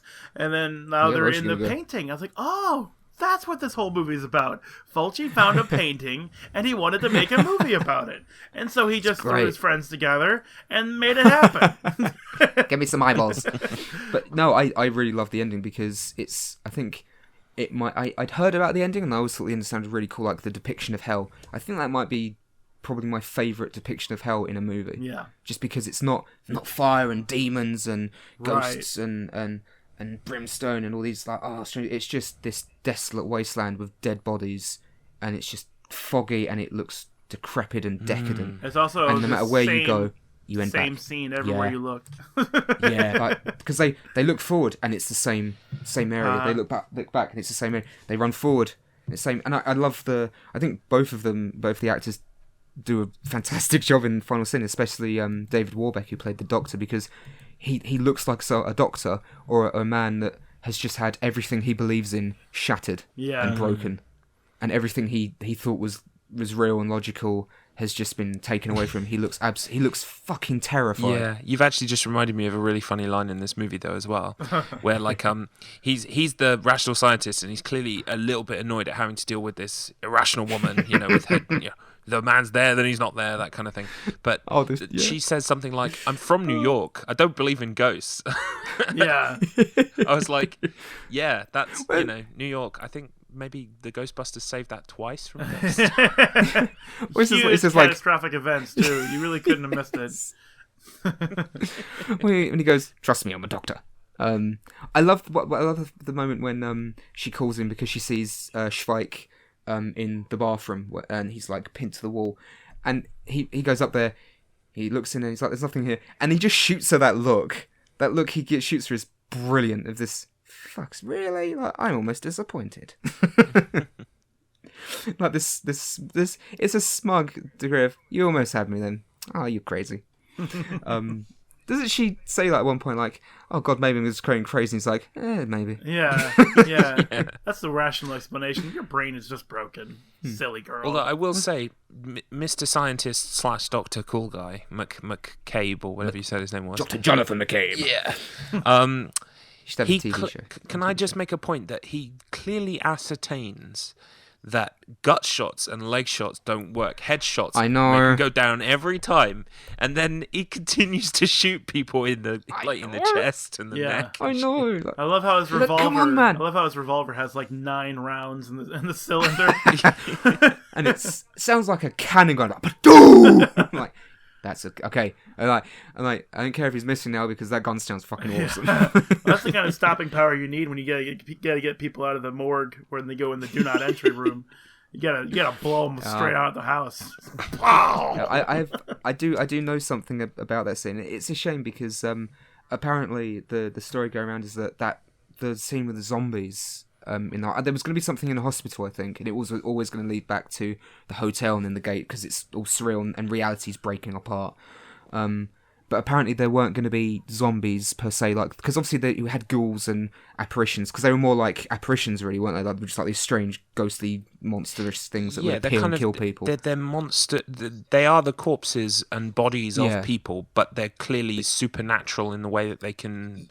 They just move appear from place to place and stuff. Yeah. Because there's that one point where they all appears, with is it the Emily. lady? She is surrounded by them in the room, and it's kind of like there's the plumber, there's the painter, there's Spider-Man, there's like Waxman. I am Waxman. And sure, can't talk because Dickie takes them all on, bless him. Yep, and Dickie fails. But no, they are. It's more supernatural. But yeah, those ones were more like the shambling. They were a lot like the zombies in Zombie Flesh Eaters, like heads down, eyes closed. Yeah, like headshots regular kind of ghouls, I guess. But apparently the story going around is that he didn't want that scene. He didn't want zombies in. It was the German distributors who were helping finance the movie. They were going through like a zombie boom in Germany, I assume, and they were making a lot of money from zombie movies, so they forced him to put it in. He didn't want it in. Do you know what? That makes a lot of sense, actually, because when you picked this movie and I read the synopsis for it, I started and I saw that it was kind of clearly based more around supernatural and hell and that kind of thing. I was like, oh, good for him. He's branching out, doing something different. And then when I saw the zombies, I thought, oh, cheeky, Fulci can't, stop himself putting a couple of zombies in. But to find out it's someone else actually makes a lot of sense because he was clearly gunning for something more supernatural. Yeah, it's like this. It's a very that scene at the end. It's if you feel kind of hopeless towards the end, it feels hopeless. They are hopeless because once it all breaks open, it's just you can't stop it. And reality does. It's a shame that they weren't able to show reality shifting and acting insane more. I mean, they say that there's like no one around when they drive into the hospital. Dr. Harris says he finds Dr. Harris and he says, I feel like I'm losing my mind, and then suddenly the window just explodes and the glass kills him. And it's like, well, there he goes. For a while before they found anyone, I thought maybe they'd kind of entered into how Silent Hill plays around with the idea of a kind of a purgatory that's overlaid over real life. So you could be in the real world and then suddenly you're in Ghost World and everyone's gone except you. So I was thinking that's what the kind of direction it was going in to begin with, and then of course Harris showed up, and I was like, "Oh yay, Harris! Oh no, Harris! Oh, Harris is gone. Thanks for coming now." Pointless character. Quick, hook him up to a brain monitor. And Pippi Longstockings, the little girl. My god, that's a headshot. Okay, scientist man, I take it back if you're gonna do headshots like that. Wow. That's why he kept missing. He was like, I'm saving it up. I'm saving it up. It's like a limit break in Final Fantasy. You keep attacking normally, weak attacks builds up and you go, right, boom, headshots and special attacks. So that's why he had to keep shooting them in the chest and the stomachs. Yeah. And he was like, she's attacking her. His meter. Yeah. Fuck me, does he blow her head off? Oh, yeah. That was beautiful. And also, it's a little girl. It's a little girl character. She's just her head just exploded. Yeah, you don't see that every day. Most movies don't do that kind of stuff. They're like, no, save the girl, or they'll save the girl, and it turns out she's the last one, but that's the last one is possessed, and then it leads into the credit scene. It's like, oh, there's gonna be another one or something like that. But they never just blow the girl away. So a little applause for that. Yeah, and also it's the fact that he don't fucking hesitate. Yep, he broke his damage limit. He was like 99999. Boom. Max damage. Boom.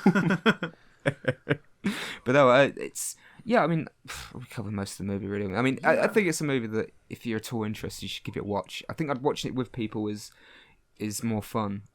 One thing I would bounce it off. One thing I would like to add is I'm really gutted that I can't seem to find anywhere reasonable, at least monetarily, that I can buy the soundtrack, because I fucking love the soundtrack in this movie. It's great, isn't it? It's really so good. good. Yeah. And I'm not usually a soundtrack melodies person, really you know. The soundtrack kind of is, you know, for a large part in the background, and I kind of like I might notice that, oh yeah, the music was good at that point, but I don't really kind of take it in because I'm more focused on the visuals and the story. Yeah. But the soundtrack in this movie is so good. It's really good. I love it. I think the main theme in particular, like that haunting melody, is really good. Yeah, there's one part where I can't remember who it is, but someone's going up the stairs, and it's just like almost kind of like gothic choir, but like through 80s synthesizer kind of sound. Well, it's Fabio Fritzi again, the same guy that did the Zombie Flesh Eater soundtrack. Of course, with He the worked with him a Caribbean lot. music. Perfect. Yeah, that Caribbean music. Well, he reuses some of his elements from Zombie Flesh Eaters right at the end, like, you know, when they notice the portal through the basement. And it reuses something he used in Zombie Flesh Eaters. I thought he was just reusing the track, and it was like the same sound. I was like, oh no, he's just reusing that one sound in a completely different bit of music. So yeah, the music's great. The music's really good. But Fabio Fritzi, always his music. I've listened to quite a few of his tracks that he did for Fulci, and they're always really fucking good. Really good stuff. So he's still around, I think. He's still going. He's only 66, so he must have been young as shit when he did it. His wiki page. Fabio Fritzi sounds like a fun name for like a fuzzy cat character in a cartoon or something. Hey, it's Fabio Fritzi. How's it going, lads? That can't be your real name. No, it's not possible. He's like the cheeky, like, Italian American cat. He's like, yo, what's going on, man? Yeah, I'm Fabio Fritzi. Yeah. Ooh, someone smells good. Somebody making spaghetti in here or something. Yeah, you spaghetti. Fabio, you so cheeky. Don't get any hairs in there. Forget about it. You know. Don't get any hairs in there. Yeah. No, I really like. I imagine a cat chef completely covered in a hairnet now, head to toe. Or like the cats in the cat chefs in Monster Hunter. That's it. They're all going to be like, your dinner. Forget about it.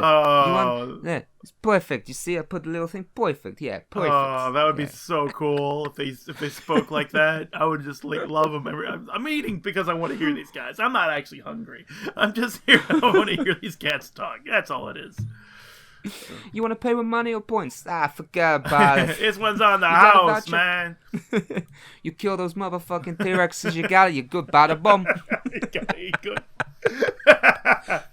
Yes, I took care of you with this little leaf thing here at the end. That'd bring all the extra spice and make it pop. Pop. Mwah. Perfect. You know, it's great. It's that little bit. It's going to make you hunt like a motherfucker. Get what I'm saying? It's going to give it the added juice. You know what I mean? That little bit of sauce.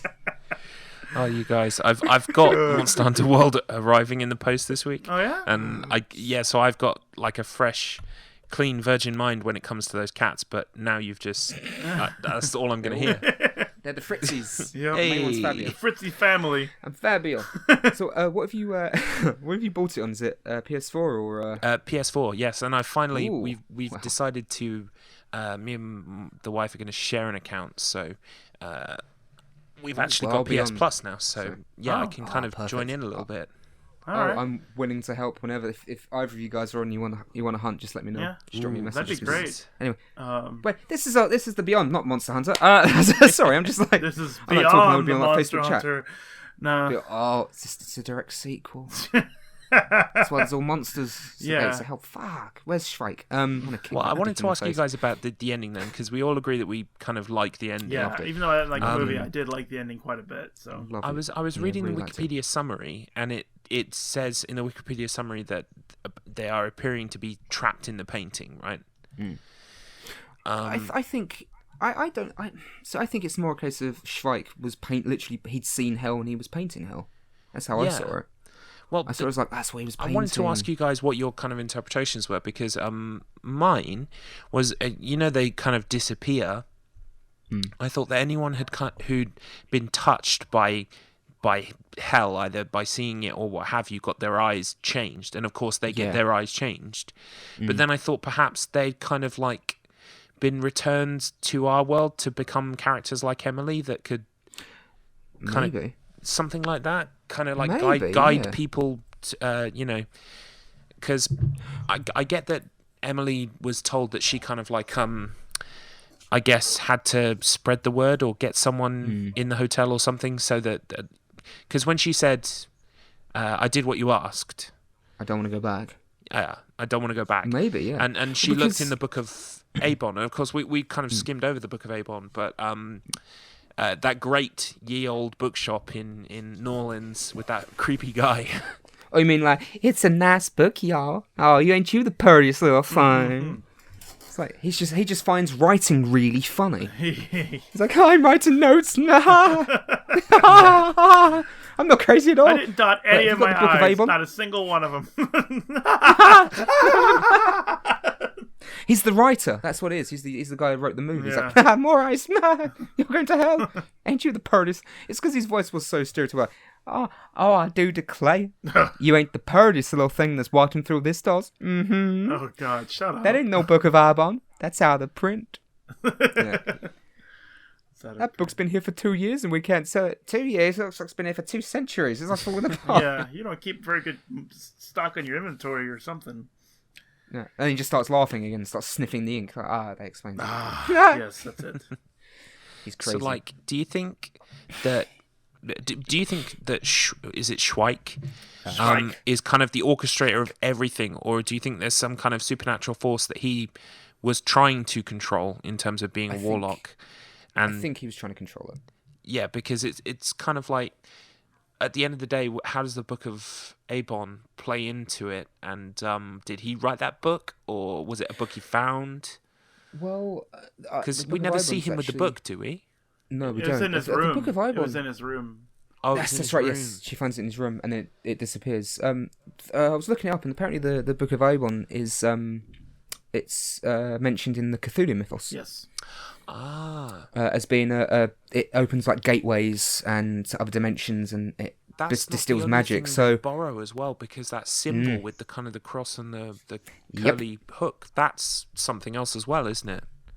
So basically, it looks like Fulci really wanted to make a Lovecraft movie, but couldn't get any rights to the license. Probably that's what I'd assume. Yeah, because it's so, once you realise and you find out that it's steeped in Lovecraftian lore, it's like makes some of the stuff makes a little bit more sense, like the gateways and and all that jazz. But no, I don't know. I think it's. I mean, you could be right about them maybe then going on and then spreading it, because it does seem like there's lots of different dimensions. Because when Dr. Jonathan McCabe, because I can't say his name any different, when he goes to Emily's home, it's not been used in years. It's completely deserted, but we've seen her there.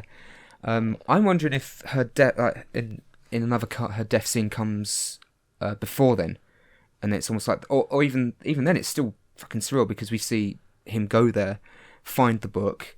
That no one's been in there for fucking years. Yeah. But and then all of a sudden she's there. So I don't know. Maybe the reason the character of Emily kept popping around everywhere is because she was being manipulated as well by this force and being made to move around. And maybe she was like from her own world. I don't fucking know. Yeah, I mean, crazy. And what was the deal with the piano as well? Because like she was playing it, and then it was playing itself as well. Yeah, she's like, someone's playing the theme of the movie. Fabio, Fritzi, is that you? Well, what about the? Oh, sorry. What about the fact that we see her on the road? I mean, like Lisa's just driving. Emily's standing in the middle of the road just for anybody to pick her up. I'm blind and I just happen to be on the road. I need help. Well, okay, get in the car, I guess. So, yeah, I think that lends more to the fact that she's being used by something to spread whatever it is, because she just all of a sudden just manages to. It's not even like that she goes to the hotel either, is it? Like, in a traditional type of movie, if it's a Hollywood movie, the character would turn and go, Lisa, you have to leave this evil place. Oh, hallelujah. You know, all this insane bit. It's like, you have to leave this crazy house. It's not clear. It's a terrible Poltergeist impersonation. But you'd have the character would just turn up at the hotel. But the fact that she just is there on the highway with a dog, Dickie. Yeah. It's a little strange. Like, oh, hi, Emily. I've been waiting for you. Lisa, sorry. And it's like she appears to her after she's gained ownership of the hotel and is planning to kind of look through it. So Yeah. So, but she doesn't, because then thinking about it, she doesn't even really do anything to help her. She just says, "Oh, you should leave. Yeah. Go back to New York." So it's almost maybe she was telling him to go back so that there'd be no one else to stop it. I don't know. That's maybe an interesting way to think of it. But I mean, she has the same eyes as Pippi Longstockings, who was clearly evil at the end. Oh yeah. So, well, I hope she was, because otherwise, whoops. old Dr. Jonathan McCabe just blew a child's head off. But they're in hell now. She's like, got to take one with me. Yeah. I'm going to hell anyway. Who fucking cares? But no, I don't know. I also one thing, like, as strange as it is, and and the problems it's got in areas, but at least there's enough going for it where you can discuss it and talk about it and theorize. Whereas there's a lot of horror movies that I've watched more recently where they're so even trash ones where you don't really get anything from it that's interesting. It doesn't all work, and it is a mess in places. It feels like it was probably more ambitious than the budget it had. But I still think there's enough in it that's really interesting, and if you're really into like surreal horror, I think you should definitely watch it, because there's loads you can talk about. And I've just reminded myself that I read that the corpses in hell when they go to or even if it's one of the levels of hell, which also appear to be the ones that in the painting as well. Yeah, they weren't actors. They were basically homeless people that were paid in alcohol. Oh, nice. That's amazing. Nice. Keep it classy, Lucio. He's like, you want to be in a movie? No. You want the alcohol? Yeah, sure, why not? Because to dull your senses for the cold ahead. Get naked and lay down in the dirt. Lay down! I'm like, oh, Jesus Christ. Like, hey, let's get in booze. They're probably warmer on the fucking set, but oh, Lucio, making the magic of movies, getting homeless people to do jobs for you, paying them with alcohol. Well, I mean, I guess that would lead into the low budget of the whole thing, Yeah. Just be like... Yeah. It's because it's a small cast as well. Yeah, I mean, they reused the hell out of those zombies. Like, I recognize them over and over and over again. Okay, now, these are the same zombies, just in a different room. Now, you could say they're not actually... It's not like a zombie invasion. It's just that they were followed by spirits of hell that will, like, go from room to room, as opposed to, like, actually having to transport anywhere with their legs. They just sort of, like an umbrella effect around the character, just always moving with them. They're following them, because I noticed I dubbed him Scalp. There was that one, he had a really cool makeup effect where like part of his scalp had been lifted but then like placed back down, and that looked really cool. The zombie effects were cool. It's just a shame that he was forced to put them in, because I think either way we still would have had the glorious head explosion of Jill. Yeah. That's so fucking great. I did not see that coming when it happened. I was like, oh no, she's obviously evil now. She's going for the eyes, of course. It's like, he's just going to wrestle her off and throw her down. They're going to run away. No, he just turns and goes, fuck it. Boom! Oh, the face. It fucking explodes. Wonderful. I love that shit. But I think that's all we can really talk about in the movie, isn't it? I mean, really, it's... honestly, like, it was good enough for its time, I think. And that ending is worth it. I do like the ending quite a lot. Especially for its time, because we didn't already experience something similar in like Silent Hill and stuff like that. So there's some power there. It's just it feels really slapdash, like all the way through. Like the characters, to me, like they don't really characterize very well. Like the doctor is a doctor with an office that has a big hand cannon in it. It's like, what? He also works at hospital, which is almost something out of like Garth Marenghi's Dark Place. Yes. Yes, yeah, expecting like Dr. Rick Douglas to come running down to the... Maybe that's where they got inspiration for the doctors having the guns. Yeah, maybe. Yeah. It would not surprise me. They've probably watched it. Yeah. So you know what I'm saying though, Arthur and Martha don't really seem functional as people, let alone like employees. You know? Yeah, I think they're like misdirection characters. You're supposed to go, oh, they're in on it. Oh no, clearly not. Yeah. Because there goes the eye. Yeah. But I mean, even up to the point where Martha is not even at all like perturbed by seeing a soup man. You know, she's just like, again, fuck, I hate this job. Why am I tied to this hotel? You know, why does this keep happening? But all it required was somewhere in the script to state like point the direction, like Martha and Arthur aren't like employees of the hotel, but they're actually like lost souls that can't find their way home, and they can't leave near the gate, so they're always looking for ways out. Martha's in the basement, Arthur's upstairs trying to find a way out of the hotel or something. My girlfriend at one point said maybe they're caretakers and they're there to stop the gates from opening. It's like, that'd have been really cool to go with, but we never really find out, do we? Because we see the one shot of Arthur goes down into the basement to patch up the hole that Joe makes when he opens the seal. So, I mean, maybe he was, but then he's killed off camera, so we don't really know. Yeah. But I suppose that could be one explanation. I mean, yeah, but see, that's the thing about these explanations I've been coming up with. It's like, I'm doing the movie a favor by trying to add more content to it than it was actually provided. So. And the other thing is that the film has a couple of, like, serious errors that are confusing to even like the most basic of plot points, because until today, now reading the IMDb page, basically when he said, "Oh, the body is remarkably preserved for 6 years" or something like that. Yeah. Do you remember that bit? Yeah. I didn't know. He was clearly supposed to have said 60 years because, you know, sort of like 1927, 1987, I guess it was said. 60 years ago.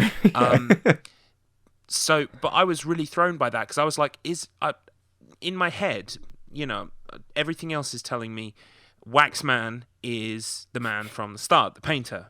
But he says 6 years, which kind of threw me off, and I was like, huh? So, you know, it's kind of like even the most basic of plot points that should be a given, the movie is kind of like fucking with you because some guy got the line wrong. You're like, wait, maybe, but then it's like, but this is a weird movie. Maybe it's supposed to be 6. I don't know. Yeah. Is it meant to be 6? Have I missed something? Because you know maybe that whole kind of jumping around thing it does as well. Yeah, maybe the body has been strangely preserved, so it looks like it's been 6 years, but it's really been 6. I don't know. Then again, it's like Emily is the woman from the beginning, so maybe this is like some strange time pocket. Or something. She hasn't aged, you know, that much for 60 years.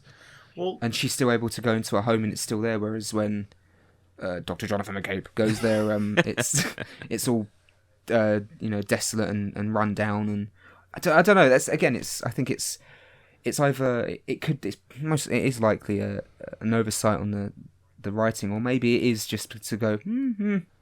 I don't know. Is it? Well, I mean, didn't they say Sometimes Louisiana 1927 in the beginning of the movie?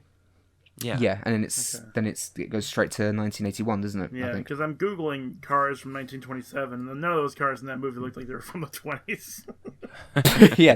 they definitely did. So I don't know. Maybe there's like some weird pocket dimension, time wibbly wobbly thing. You know, Gooey, gooey, drippy, drippy. Yeah. So, that scene's gonna haunt me. Oh, it's so gross. It takes a lot to gross me out in movies, and that did it. That definitely did. It's like in The Fly when he starts to peel off his fingernails, and I go, that scene gets me. I haven't watched The Fly in a long time. Don't squeeze it. And he's like, I'm gonna squeeze this. Why? No good can come from this. Yeah. Why don't I'm just going? That was gross. Better do it again. Oh, there it goes. Let's pin him off. It was like I jokingly said halfway through the movie that Beyond could just be retitled as "This is no good can come from this." The movie. Yeah. I've made a path for you, Joe, to the league, and he's like hammering him, like, you know, the hole opens, like, don't look at it. No good can. Oh well, there goes your eye. Yeah. You know? Arthur's like, I'm going to patch up the hole now. Don't do it, Arthur. That's no good can. He's dead. Screw it. Don't lay underneath that jar of acid. No good can come from. Well, she did it anyway. Yeah. I'm going to read the Book of Eibon. Yeah. No good can. Oh, your eyes are gone. Oh, there you go. No good can come from this. The 7 gates of hell. And I don't know which. I think I prefer the Beyond as a title. Seven Gates of Hell is just a bit too schlocky, I think. The Beyond is a bit more mysterious. Yeah. Like, ooh, what is the Beyond? The Beyond is the ending. They go beyond, and this all goes to shit. Fun fact: I was watching this with my fiance, and we were watching two completely different movies because I got confused. I found a movie by Lucio Fulci called From the Beyond. Or From Beyond, or something like that. I can't remember. It was like From something, and then the word Beyond was in the title.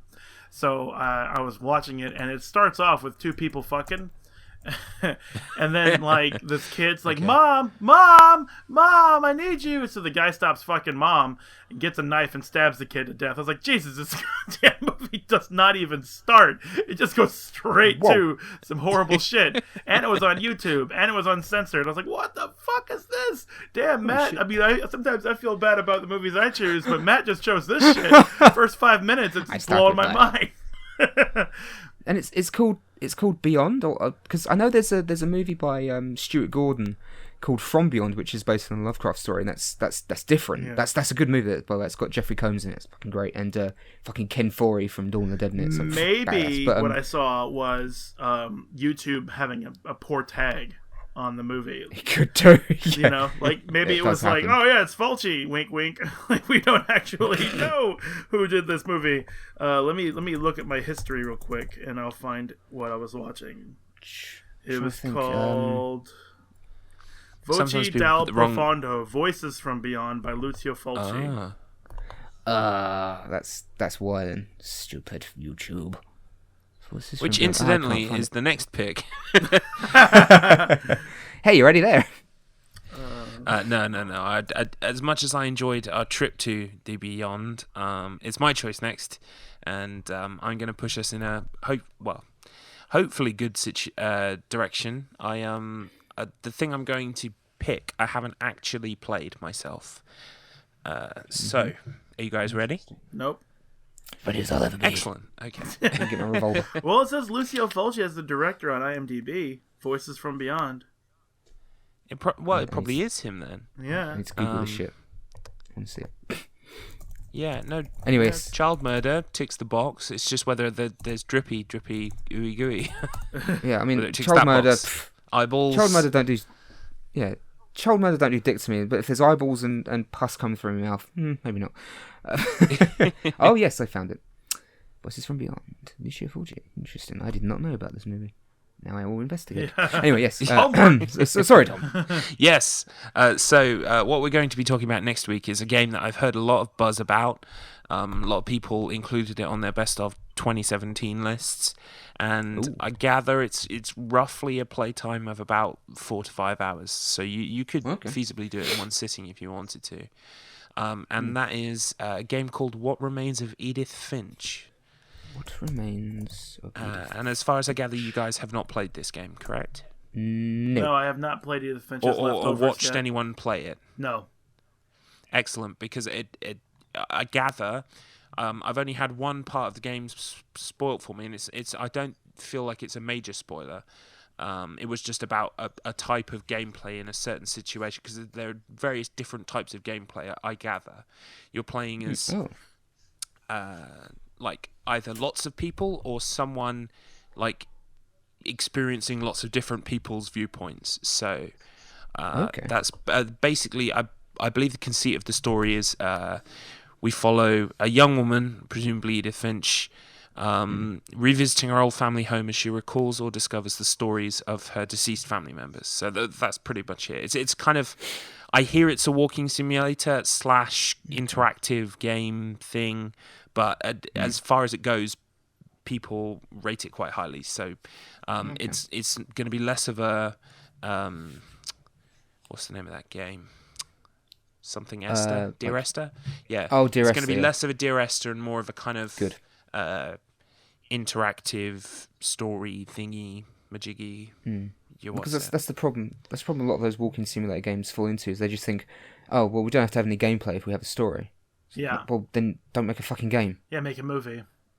Yeah, because as long as it's interactive in any way, I think that's fine. As long as you have any kind of interaction, even if it's just picking up items and looking at them, you still feel like you're doing something. Well, okay, what I'm going to do is I'm going to very mildly spoil the very mild spoilers that I got. I know our podcast is called Spoilers of the Damn Shit. But I think it would just give you a flavour, which is the flavour I had that made me go, ooh, I want to play this. So basically, there is a section of the game where you are playing someone who is in some kind of like fish canning factory, and that's their day job, okay? They literally, a fish appears on the left, and they have to move the fish from the left to the right, cut its head off, and then put it down and shoot on the right. So it's kind of like literally the same thing over and over again, monotonous. And this guy's having a daydream, which is kind of like an RPG, and it starts appearing in a small section of the screen, and you have to play the RPG and the cutting the fish and doing the process at the same time. Okay, and that's eventually cool. the RPG becomes so like over everything that you can barely do the day job anymore. Because it's about this guy who's got a monotonous job and he's trying to escape into this kind of like fictional world. So that's basically that's the only spoilers I've really had for the game, and that made me go, "Ooh, this is making a cool statement about the monotony of the workplace." Which because can I get a hell yeah?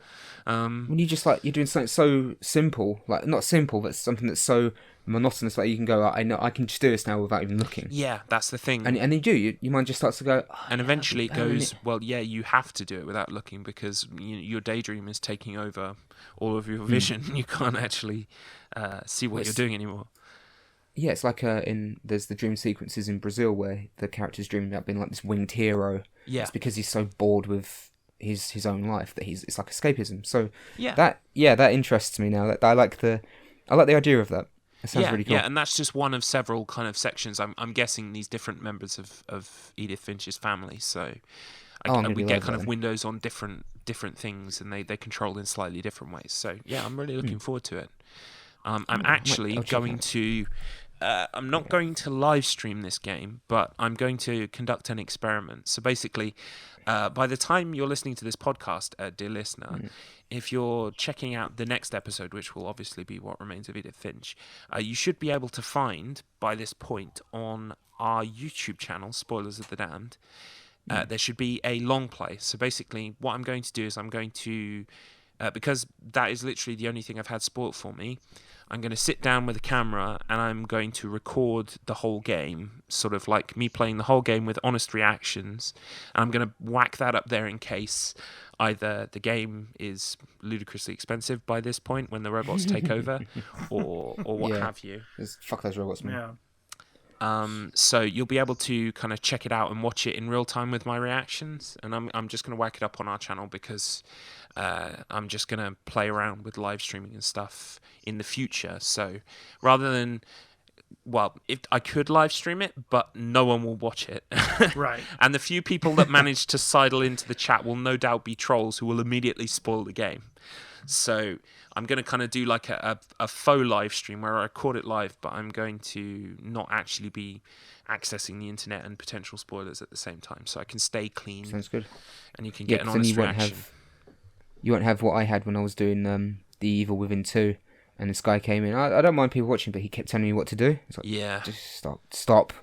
Yeah. But he would tell me something that I already know. I'm like, I know, that's why I'm doing it. Thank you. I was like trying to be really polite. It's like, thank you, but thank please. You, that guy. Stop spoiling things. Like, I'll kick you out. Since we're on that subject, actually, I just got a comment on my Dark Souls Let's Play. And the person basically just said, I remember beating Demon Souls many years ago, and Dark Souls 2, and Dark Souls 3, and Bloodborne without a single death in my walkthroughs. It's like, fuck you. Good for you. You did it. Yeah. You're the best. Where's your video? You're the no, best. fuck like, that. where's Where's your crown for, the people who clearly give a shit? Yeah. Like, hey, a second, guy. Oh, dude, I've got your crown right here. What do you mean it doesn't exist? Oh, joking. No, really. There's no crown for... Oh, well, fuck off. I hate people like that. Like, well, I played it through and I had no problems. Yeah. That's great. Some people are really good at things and other people aren't. And there's something you're good at, there's something I'm good at, and something you're not good at. So fuck off. Yeah. One of them is clearly being a nice person. And not being a dick. Yeah. Which you're clearly not very good at. No, I hate that. I've had that before. Like, well, I didn't have a problem with that. Great. Yeah. Congratulations. Yeah. Here's your free cookie, I guess. Thanks for watching. God. Thanks for lowering watching. yourself to my level and enjoying my videos for me. I really appreciate that. Why don't you treat yourself? Go and have a biscuit. Go on, have a cup of tea. Why not get a chocolate hobnob while you're at it? One fun thing about our cultural differences is that a biscuit for you guys is like a cookie, right? Yeah. For us, we would say he'll have a biscuit to a dog because there's dog biscuits. Oh, that's right. You have Oh, wait a minute, Chris. I just have one biscuits and small... gravy as well. I have one small correction to make with what you just said. Okay. It's not that way round. It's that we call them biscuits and you guys don't call biscuits. You call them cookies, and You're wrong. you're wrong. Wrong. I don't care. Basically, what he's trying to say is that we call them biscuits correctly, and you just say it wrong. Don't you guys have like biscuits in stews as well? Like, are they like dumplings? Yeah, like Yes, with our gravy, biscuits yeah. are dumplings. They're like hard. They're like They're like hard dumplings, well, no, aren't not hard. They're like fluffy, like pieces of dough. You can split them open, put butter in between them or jam or something like that. Or you can put like sausage biscuits and gravy, for example. Yeah, like those two biscuits things I was talking about. You open them up, put biscuits and and gravy. You put the sausage gravy on top of all that, so it's kind of like you have this gravy saturated like a flour thing. It's really good, and you have some eggs and bacon on the side of that. Or you can, God, that sounds good. it's really good. And just like type up biscuits and gravy on Google, and you'll see what I'm talking about. Off I go. You also there's chicken and dumplings, where dumplings are not biscuits as we look at them. They're more like lean. I don't want to say lean, but they're usually just like little balls of flour or whatever, kind of like a biscuit, but just it's in a stew. It's like in a chicken stew kind of thing. And you just sort of have them that's all more together. like the dumplings we have over here. Yeah. You'd kind of roll them up and stick them in a stew, and they're like little boulders they're fluffy on the inside and hard on the outside.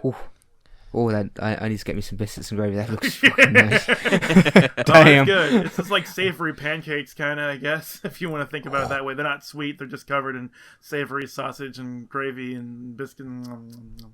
We have a thing Holy over Christmas. here called Toad in the Hole, Chris. I don't know if you know Toad in the Hole. I've heard of it, but it doesn't sound appetizing by the title. It's That's sausage. amazing. It's sausage inside like batter, like a kind of like a batter that rises, kind of like pastry. Okay.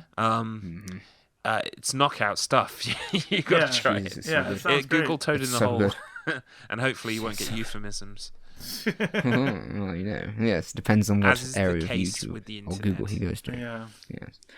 Yes. Don't go to the dark web and type it in because no, it'll be bad. I don't even know. I guarantee it'll be bad. I might just go a little bit further and say, don't go to the dark web. Yeah, just don't do it, period. Yeah, maybe. It's the beyond of the internet. Your eyes will go weird and you'll be evil. And you will see darkness. Oh boy. See, I thought, anyway. Yeah, I thought anyway, toad so- in the hole was like when you have toast and you cut a hole out of it and you put an egg in there. No, No, that's What's that?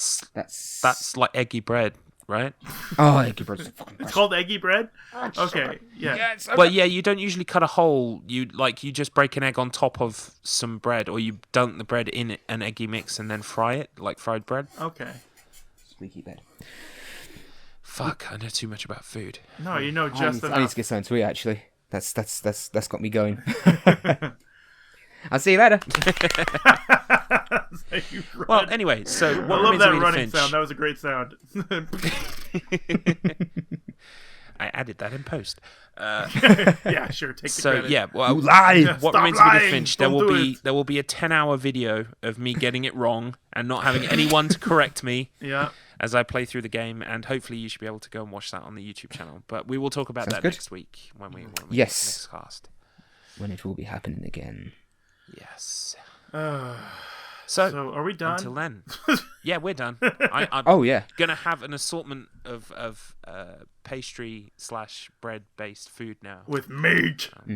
with meat. Biscuits. Always So- with meat. So Biscuits and gravy. yeah, it's good. We actually had some potato chips called biscuits and gravy potato chips. I'm sorry, crisps that were made here, and I swear to God, they tasted just like biscuits and gravy for like the first couple bags, and then it just got kind of a redundant and annoying. I don't understand how it happens, but the first time though, I was like, oh, that's breakfast. That's breakfast. Oh man. I Anyway. don't know. I don't know about you, but in this country, all of the crisps that, like, basically anything that's got a meat taste, like in the crisps, just doesn't appeal to me. Especially the ones that are pretending to be like sausages or bacon or anything. The taste is just like it's like this weird kind of like artificial, eggy taste. It looks like it tastes like the stuff that was coming out of Joe's mouth. Yeah, exactly no, like it's that. That's where they comes from. Yeah. Makes so much sense. So Joe's plumbing flavour. anyway, meet up with us next time on the podcast. Oh, this is going to be the death of me. Meat beating. How about that for pun? You're beating that meat over. Whoa. We're trying to finish the podcast. Yeah. Well, to I think it's finished. or I'm going to have to edit it. Oh gee, I'm out. That's it. I can't take anymore. That's me. I'm done. That one's Finch just killed me. me. Am I No, dreaming? it's over. It's just no. This is it. It's over. Like, I'm going to the other pocket dimension. Fuck this shit. Till next time, guys. Bye. Goodbye. Bye.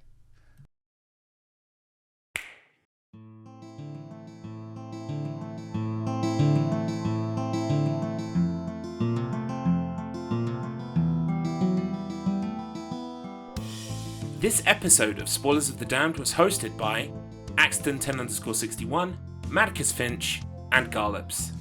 To find out about us, as well as join the discussion on our Discord, check out all the links in the description below.